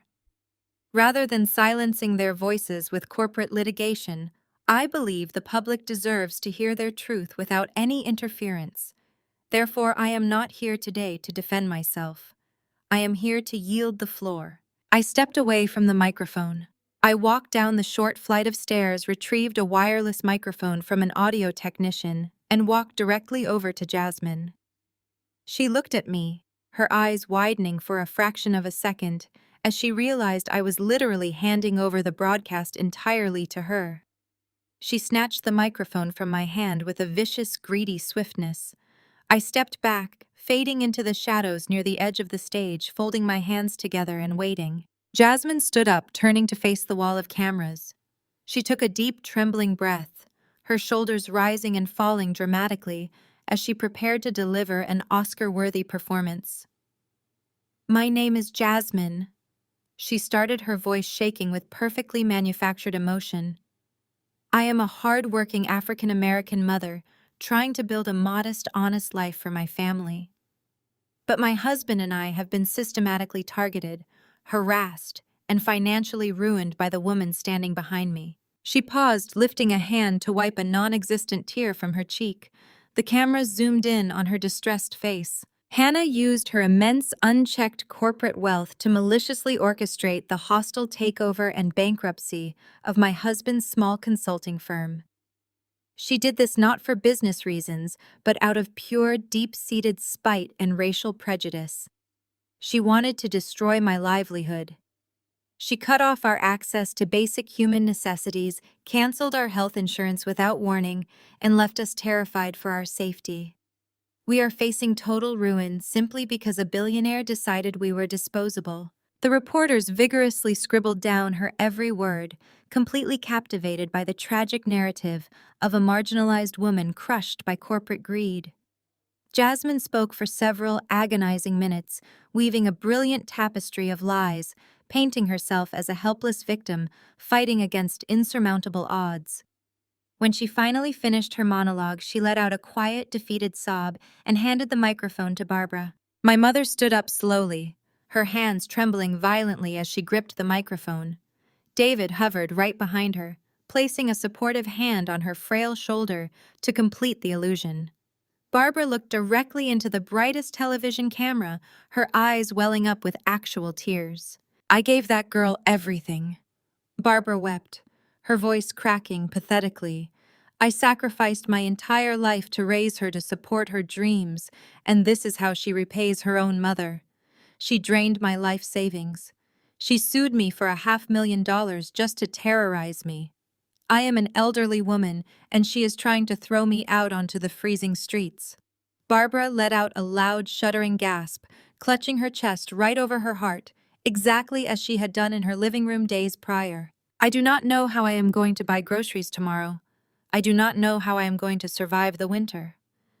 My own flesh and blood decided that hoarding her millions was more important than making sure her mother had a roof over her head. She is a cruel, heartless monster, and she has destroyed this family forever. The atrium was thick with heavy, righteous outrage. Journalists glared in my direction, their faces twisted with sheer disgust. I could feel the collective hatred of the room bearing down on me. To the entire watching world, I was the ultimate villain, a greedy sociopathic executive who tortured her own family for sport. Jasmine, David, and Barbara stood together, a united front of manufactured tragedy. They looked at me with smug, victorious satisfaction, hidden just beneath their tearful facades. They had successfully spewed their entirely fabricated stories across live television, dominating the national broadcast, fully convinced they had backed me into a corner from which I could never possibly escape. I stood quietly in the shadows, my expression completely unchanged, waiting for the final echo of my mother's weeping to fade into the silence of the room. I let them have their moment of absolute triumph because I knew what was coming next. The heavy, expectant silence in the grand atrium was absolute. Hundreds of journalists, photographers, and national correspondents stared at me with varying degrees of hostility and skepticism. They were waiting for me to crumble, expecting a frantic, tearful apology or a sterile, heavily lawyered corporate denial. They had just listened to my mother and my sister-in-law deliver an Oscar-worthy performance of victimhood, weaving a devastating tale of elder abuse and corporate tyranny.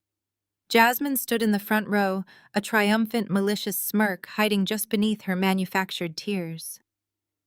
David puffed out his chest, completely convinced that their vicious public relations trap had successfully backed me into an inescapable corner.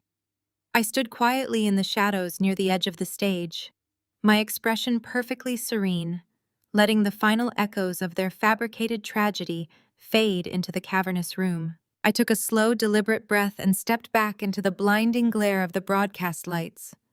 The click of my heels against the polished marble floor rang out like a metronome, counting down to their ultimate destruction.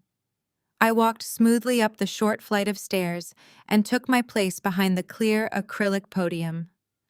I did not look angry. I did not look afraid. I looked exactly like the ruthless, deeply calculating chief executive I truly was. "Thank you for sharing your profound truth," I said into the microphone, my voice echoing clearly through the pristine space. It takes a remarkable amount of creativity and absolute audacity to stand before the watching world and deliver such a compelling dramatic narrative. The journalists frowned, their pens hovering over their notepads in sheer confusion. This was not the standard corporate defense strategy they had anticipated. However, I continued reaching a steady hand into the inside pocket of my tailored charcoal blazer. In the financial technology sector, we adhere to a very strict philosophy. Emotions can be manipulated, and narratives can be entirely fabricated. But numbers never lie, and they certainly do not weep for the television cameras. I pulled out a small, sleek black presentation remote. I raised my hand high enough for every camera lens in the room to capture the movement, and I firmly clicked the main button. The massive high-definition digital screen spanning the entire wall behind me roared to life. It was 50 feet wide and completely impossible to ignore. The screen did not display a written legal denial or a carefully worded press release. Instead, a towering, brilliantly color-coded financial spreadsheet appeared cross-referenced with highly detailed certified bank records. For an entire decade, my family has meticulously maintained an image of absolute untouchable luxury, I explained, stepping to the side of the podium so the press corps had an unobstructed view of the data.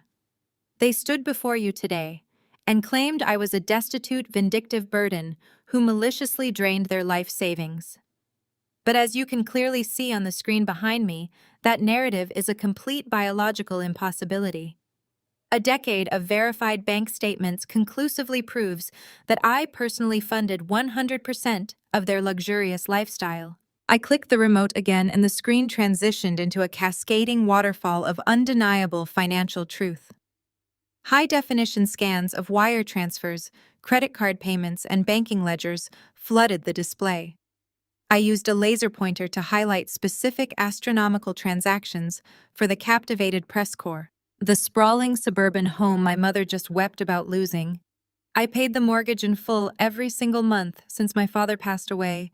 I narrated, my voice slicing through the growing murmurs in the room. The fleet of luxury vehicles my brother David drives to his supposedly high-level consulting meetings, every single one of them is leased exclusively under my corporate accounts. The extravagant designer gown my sister-in-law Jasmine wore to her daughter's recent Sweet 16.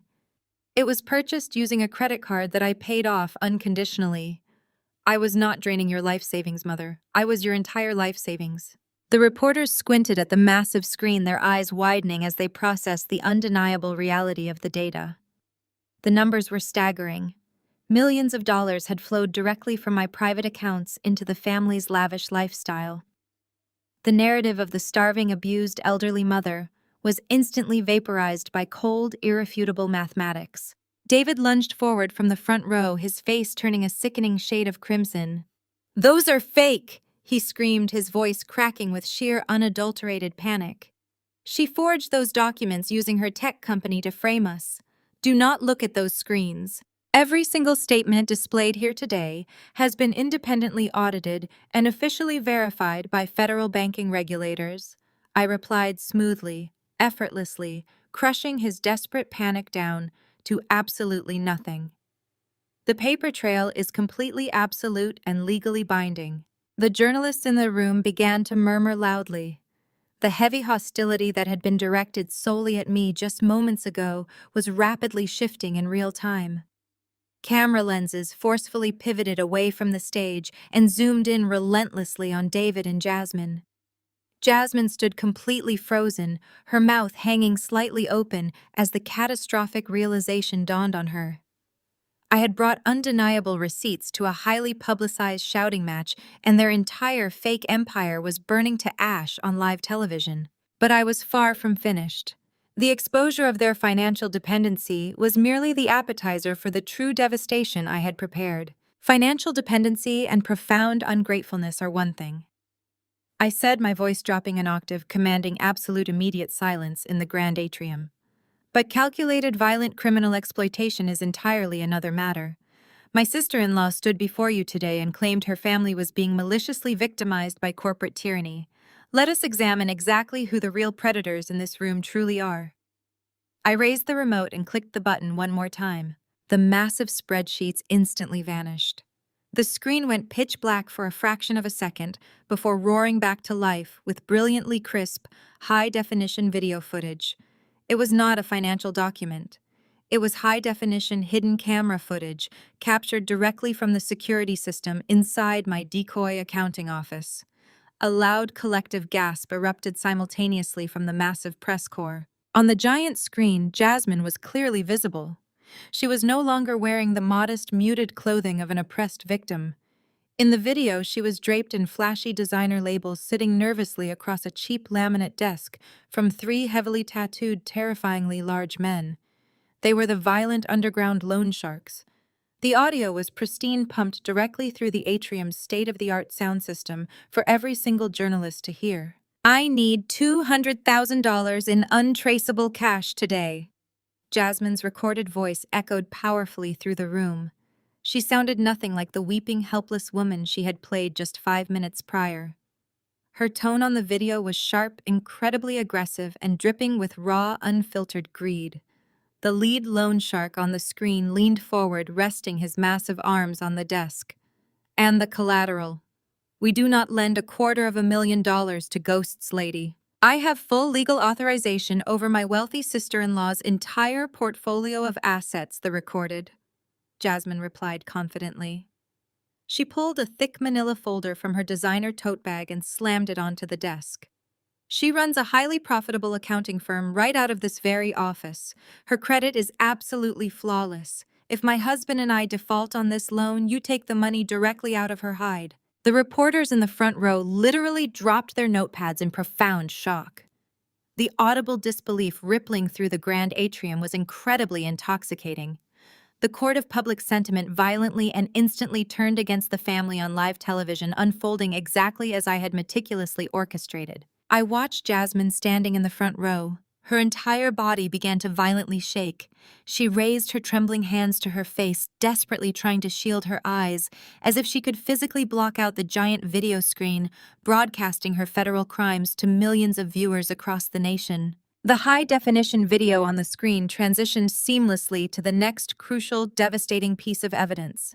The hidden camera angle zoomed in closely on Jasmine's hands as she slid the legal paperwork across the desk toward the violent criminals. The footage clearly showed her gripping a luxury pen and smoothly, deliberately forging my signature on the fraudulent power of attorney document. There was absolutely no ambiguity. It was undeniable, irrefutable proof of aggravated identity theft, criminal fraud, and underground extortion, caught entirely on tape and broadcast to the watching world. My sister-in-law did not just borrow a massive sum of money.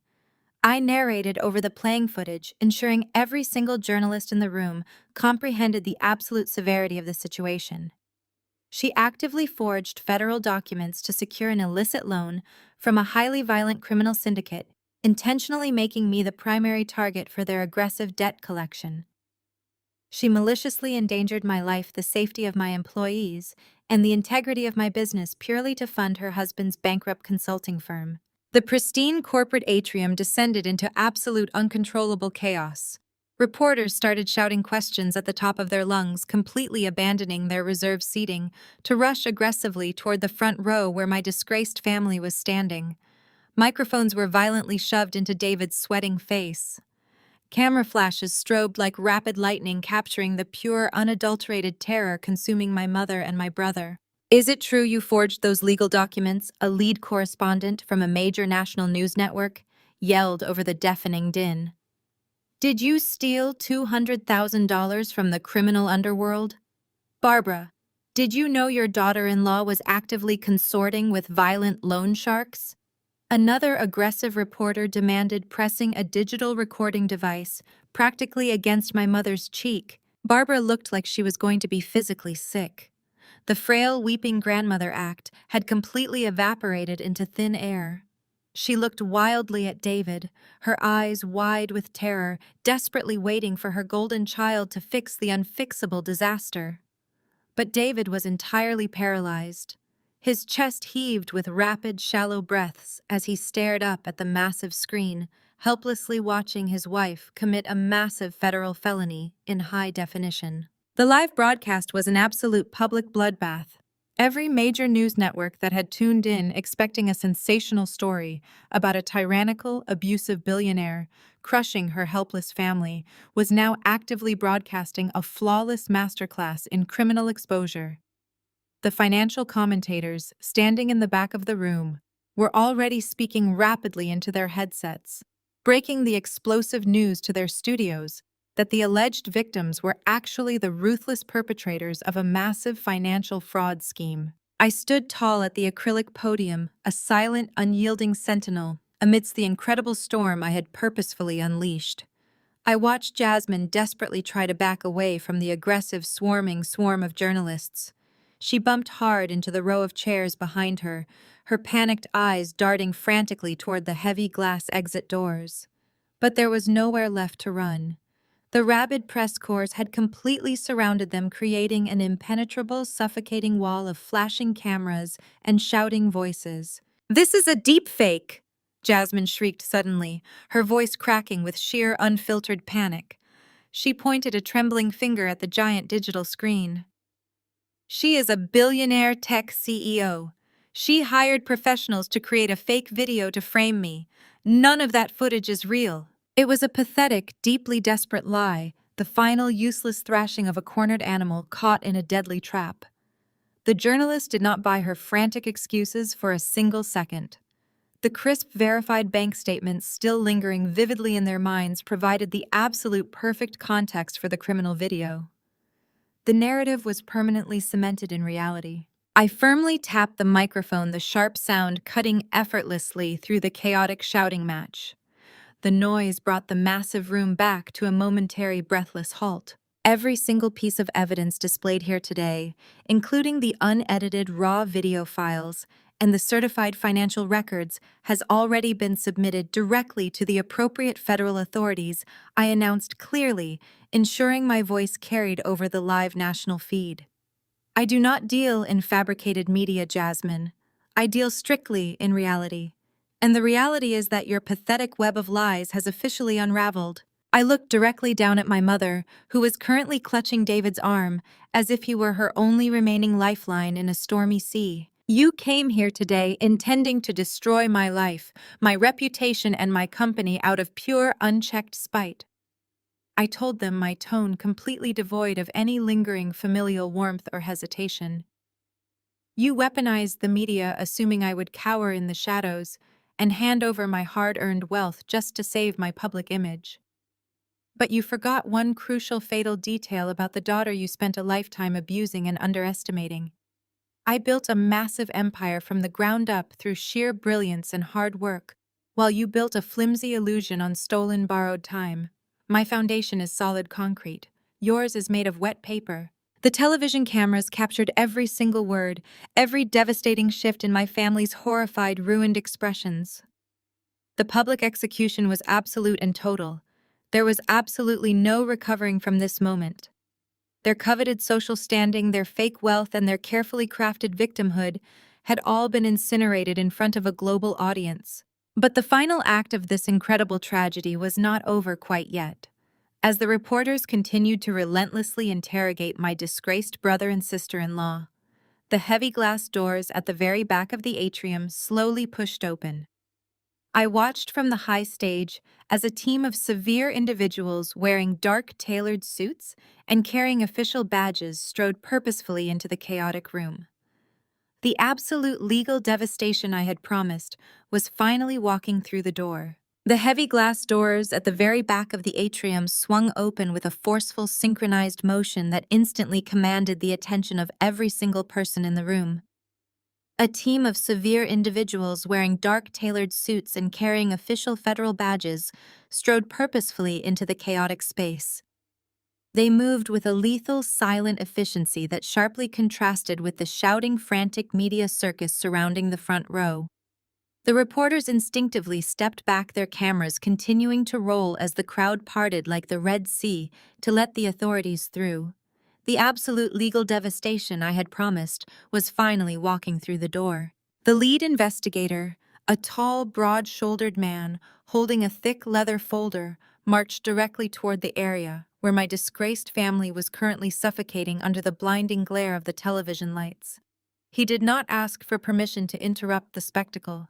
He simply bypassed the swarm of journalists, flashed his silver credentials, and locked his gaze dead onto my sister-in-law. Jasmine froze completely. The frantic, unhinged energy that had fueled her desperate lies just moments ago evaporated from her body. Her eyes darted wildly around the room looking for any possible exit, but she was entirely boxed in by the massive press corps and the newly arrived federal agents. She took a tiny, shaking step backward, bumping hard into the row of reserved chairs. The lead investigator stopped 2 feet in front of her. His voice was incredibly calm, yet it carried an undeniable, terrifying authority that echoed clearly across the silent, captivated atrium.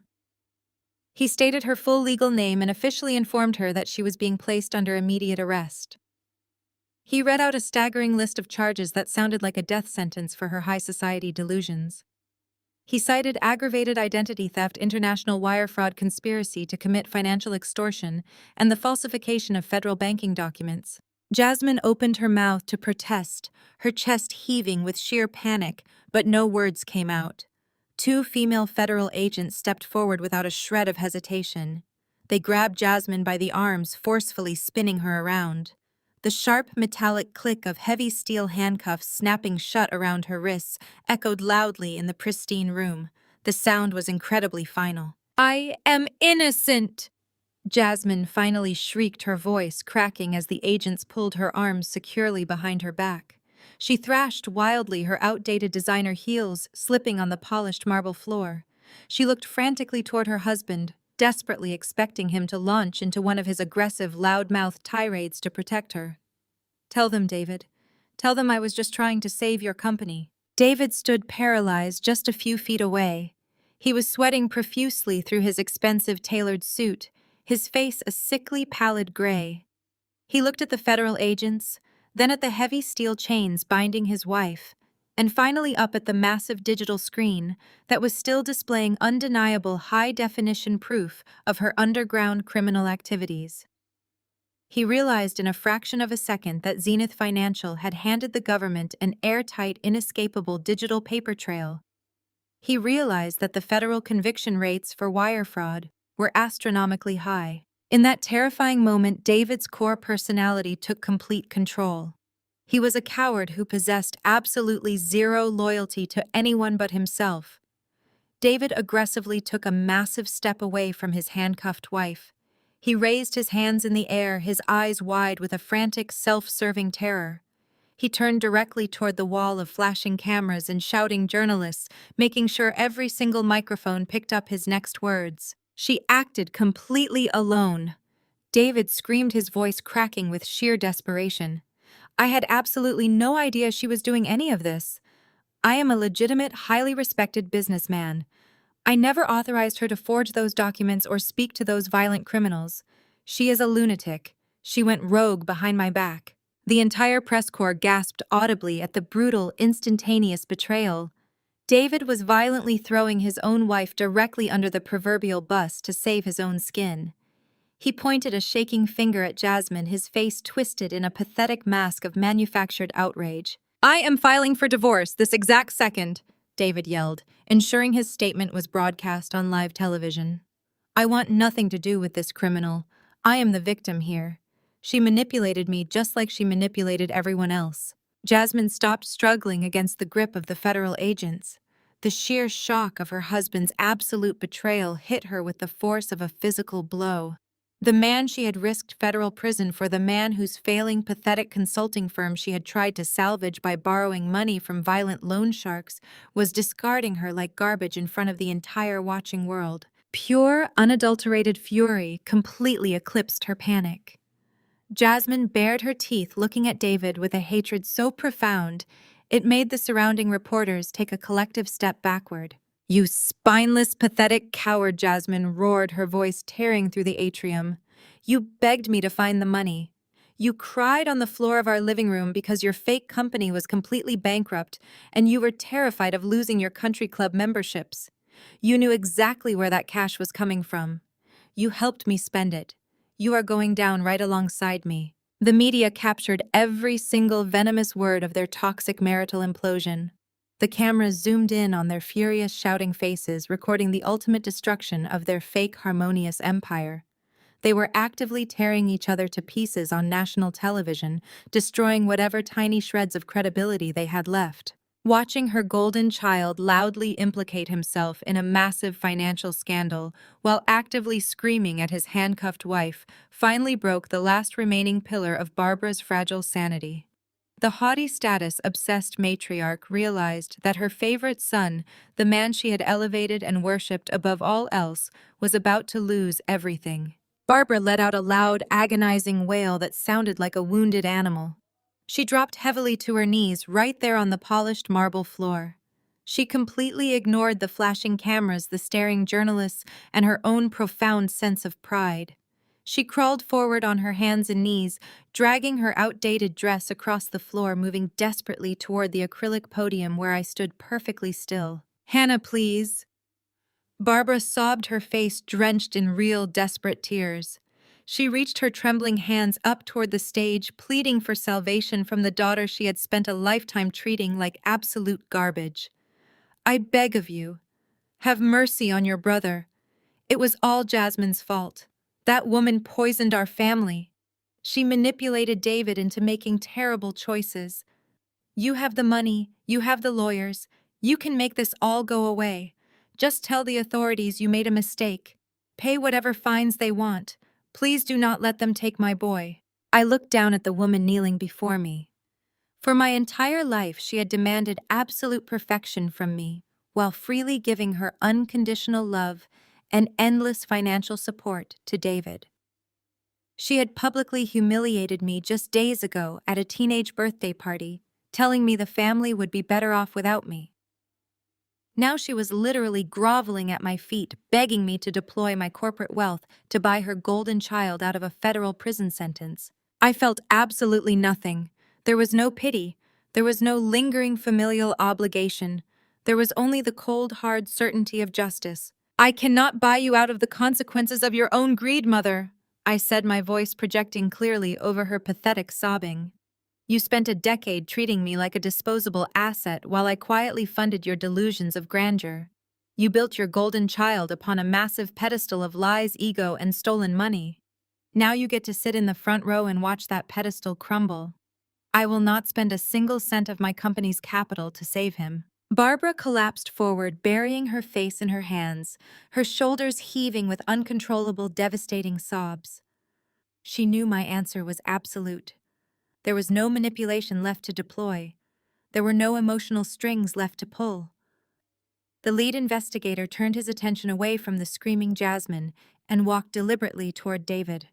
David immediately put his hands up, taking another frantic step backward, sputtering weak, pathetic excuses about being an innocent bystander. The detective did not even blink. He calmly informed my brother that ignorance was not a valid legal defense when illicit laundered funds were directly transferred into accounts he personally controlled and utilized to pay off his corporate debts.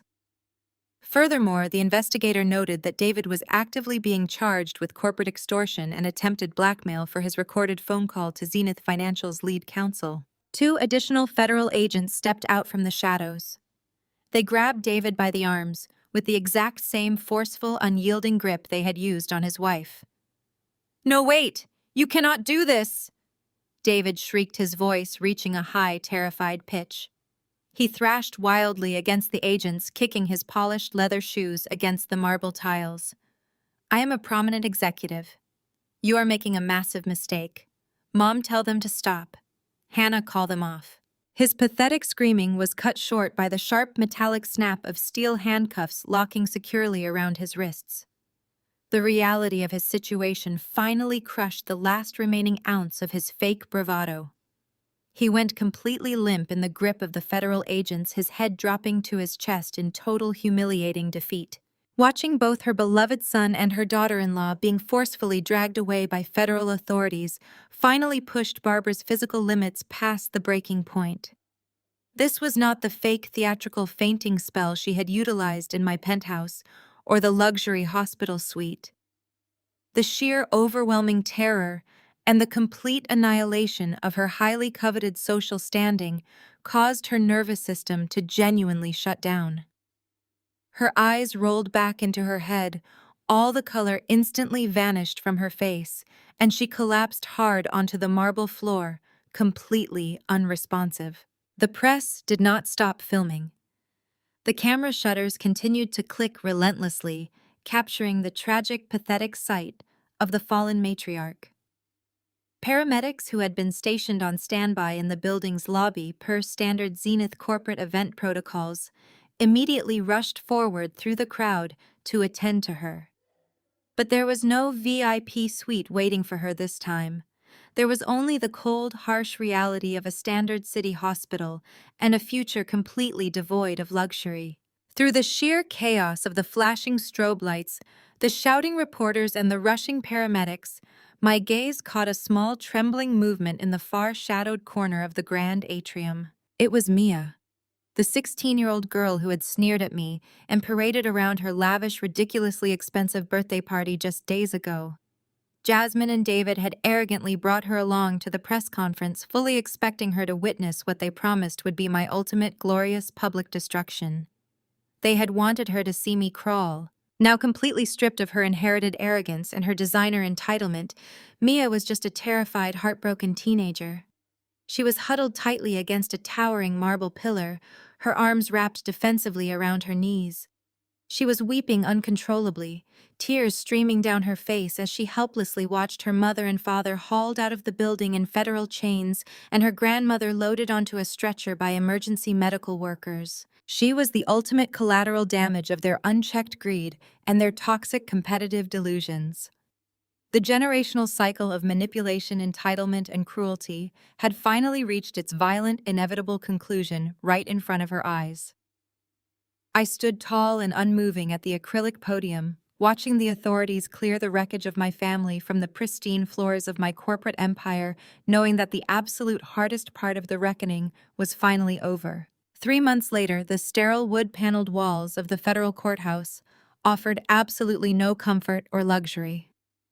The air conditioning hummed with a cold, mechanical indifference that perfectly matched the brutal reality my family was finally forced to face.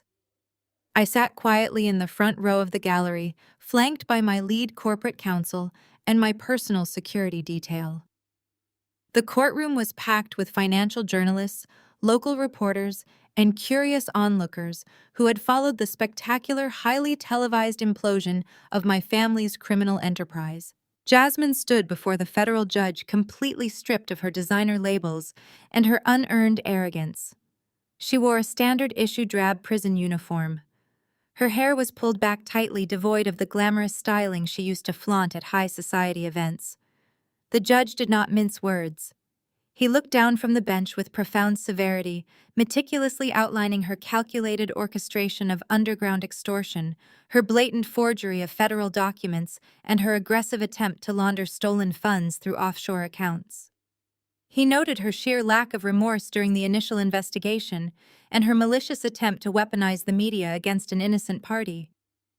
When the judge brought down the heavy wooden gavel and pronounced a sentence of 8 years in a federal penitentiary, Jasmine physically crumpled. There was no screaming this time. The absolute finality of the sentence drained the last ounce of fight from her body. She was led out of the courtroom in heavy steel chains, her head bowed in total, inescapable defeat. Next came David. He approached the defense table looking like a hollow shell of the boisterous, overconfident consultant he had always pretended to be. He had spent the entire trial attempting to shift the blame entirely onto his wife, painting himself as an oblivious, hardworking businessman who had been maliciously deceived by the woman he married. But federal prosecutors had effortlessly dismantled his pathetic defense. They presented the irrefutable paper trail connecting his bankrupt consulting firm directly to the illicit funds. They played the recorded phone call where he actively threatened Zenith Financial with corporate extortion. The judge looked down at David with profound disgust, reprimanding him for his staggering financial negligence, his cowardly complicity in the extortion scheme, and his complete failure to take accountability. The gavel struck again. 5 years in federal prison for embezzlement and criminal conspiracy. David wept openly, his shoulders shaking as the bailiffs grabbed his arms. He looked back toward the gallery, desperately searching the crowd for a sympathetic face. His eyes met mine for a fleeting second, but he found absolutely no mercy in my gaze. He was hauled away to pay his debts to society. The swift hand of justice did not stop with the prison sentences. The financial wreckage left in the wake of my family's criminal enterprise triggered a massive, unavoidable avalanche of consequences. With David behind bars and the credit lines permanently severed, Barbara's fake suburban empire completely disintegrated. The bank ruthlessly foreclosed on the sprawling house she had cherished above all else. Federal regulators seized her remaining hidden assets to cover the mounting legal fees and civil penalties incurred by her son. In a matter of weeks, the haughty status-obsessed matriarch was forcefully evicted. Stripped of her country club memberships, her luxury vehicles, and her entire social circle, Barbara was relocated to a cramped, rundown public housing unit on the outskirts of the city. The women she used to impress with lavish parties and expensive catering now actively crossed the street to avoid making eye contact with her. She had lost the only thing she truly valued. I walked out of the courtroom feeling a profound sense of closure. The heavy, suffocating weight I had carried for a decade was permanently lifted. As I crossed the polished marble floors of the courthouse lobby, a frail figure stepped out from the shadows near the exit doors. It was Barbara. She looked incredibly aged, her clothes worn and outdated, her face etched with deep lines of pure exhaustion and regret. She rushed forward, stopping just short of my security detail, her hands clasped together in a desperate, pathetic gesture of surrender. "Hannah, please," Barbara begged, her voice trembling and weak. "I have lost everything. The bank took the house. I am living in a terrible, freezing apartment. I cannot afford my groceries. You have millions of dollars. You proved your point. You won. I am begging you, please buy the house back. Give me a small allowance. I am your mother.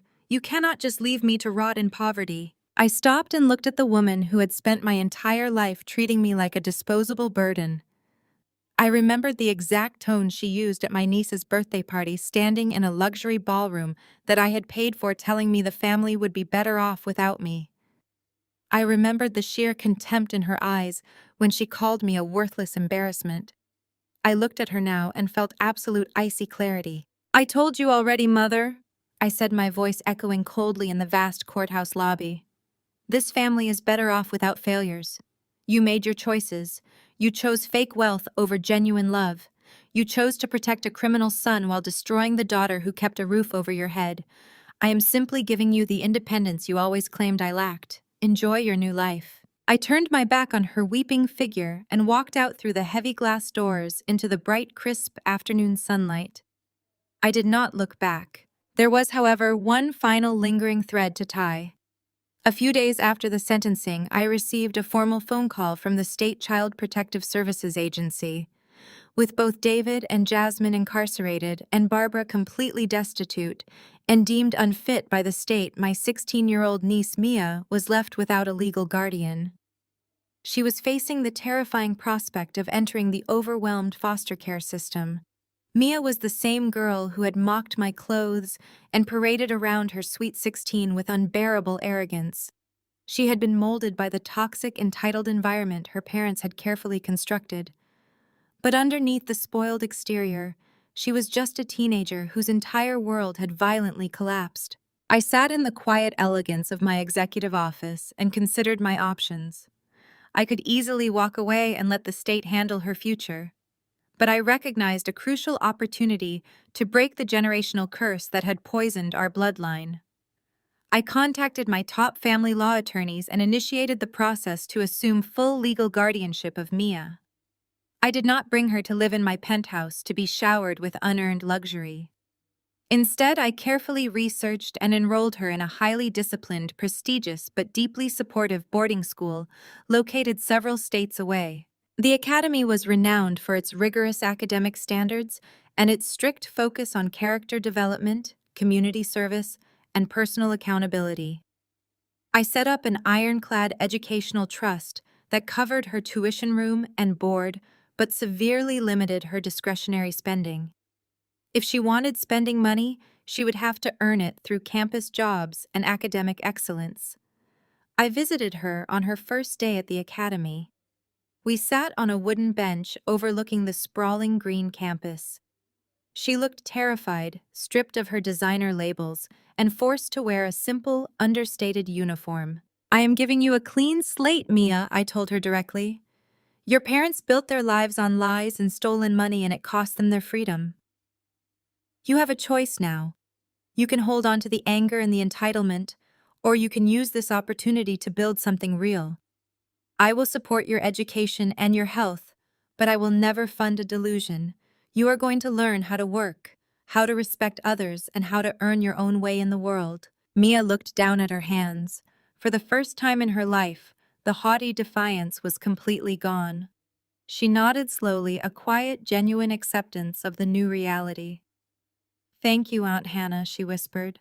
It was the first honest thing she had ever said to me.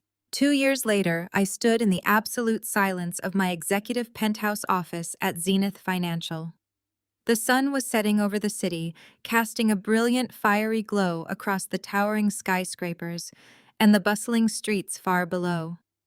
The corporation I had built from the ground up had expanded exponentially, dominating global markets and funding massive sustainable community initiatives. I had achieved a level of wealth and influence that most people could scarcely imagine. But as I looked out at the glowing horizon, I did not think about the stock prices or the quarterly acquisitions. I thought about the profound peace that permeated my life. The suffocating anxiety of managing a toxic, ungrateful family was entirely gone. My home was a sanctuary. My professional circle was filled with brilliant, fiercely loyal colleagues who respected my vision and matched my relentless work ethic. I had received a letter from Mia that morning detailing her recent acceptance into a respected university and her plans to study ethical business management. She had enclosed a small handmade card thanking me for saving her from the path she had been blindly following. I took a slow sip of my coffee, the warm, rich flavor grounding me in the present moment. I had completely shattered the illusion my family had worshipped. I had forced them to face the brutal, unavoidable consequences of their own greed and malice.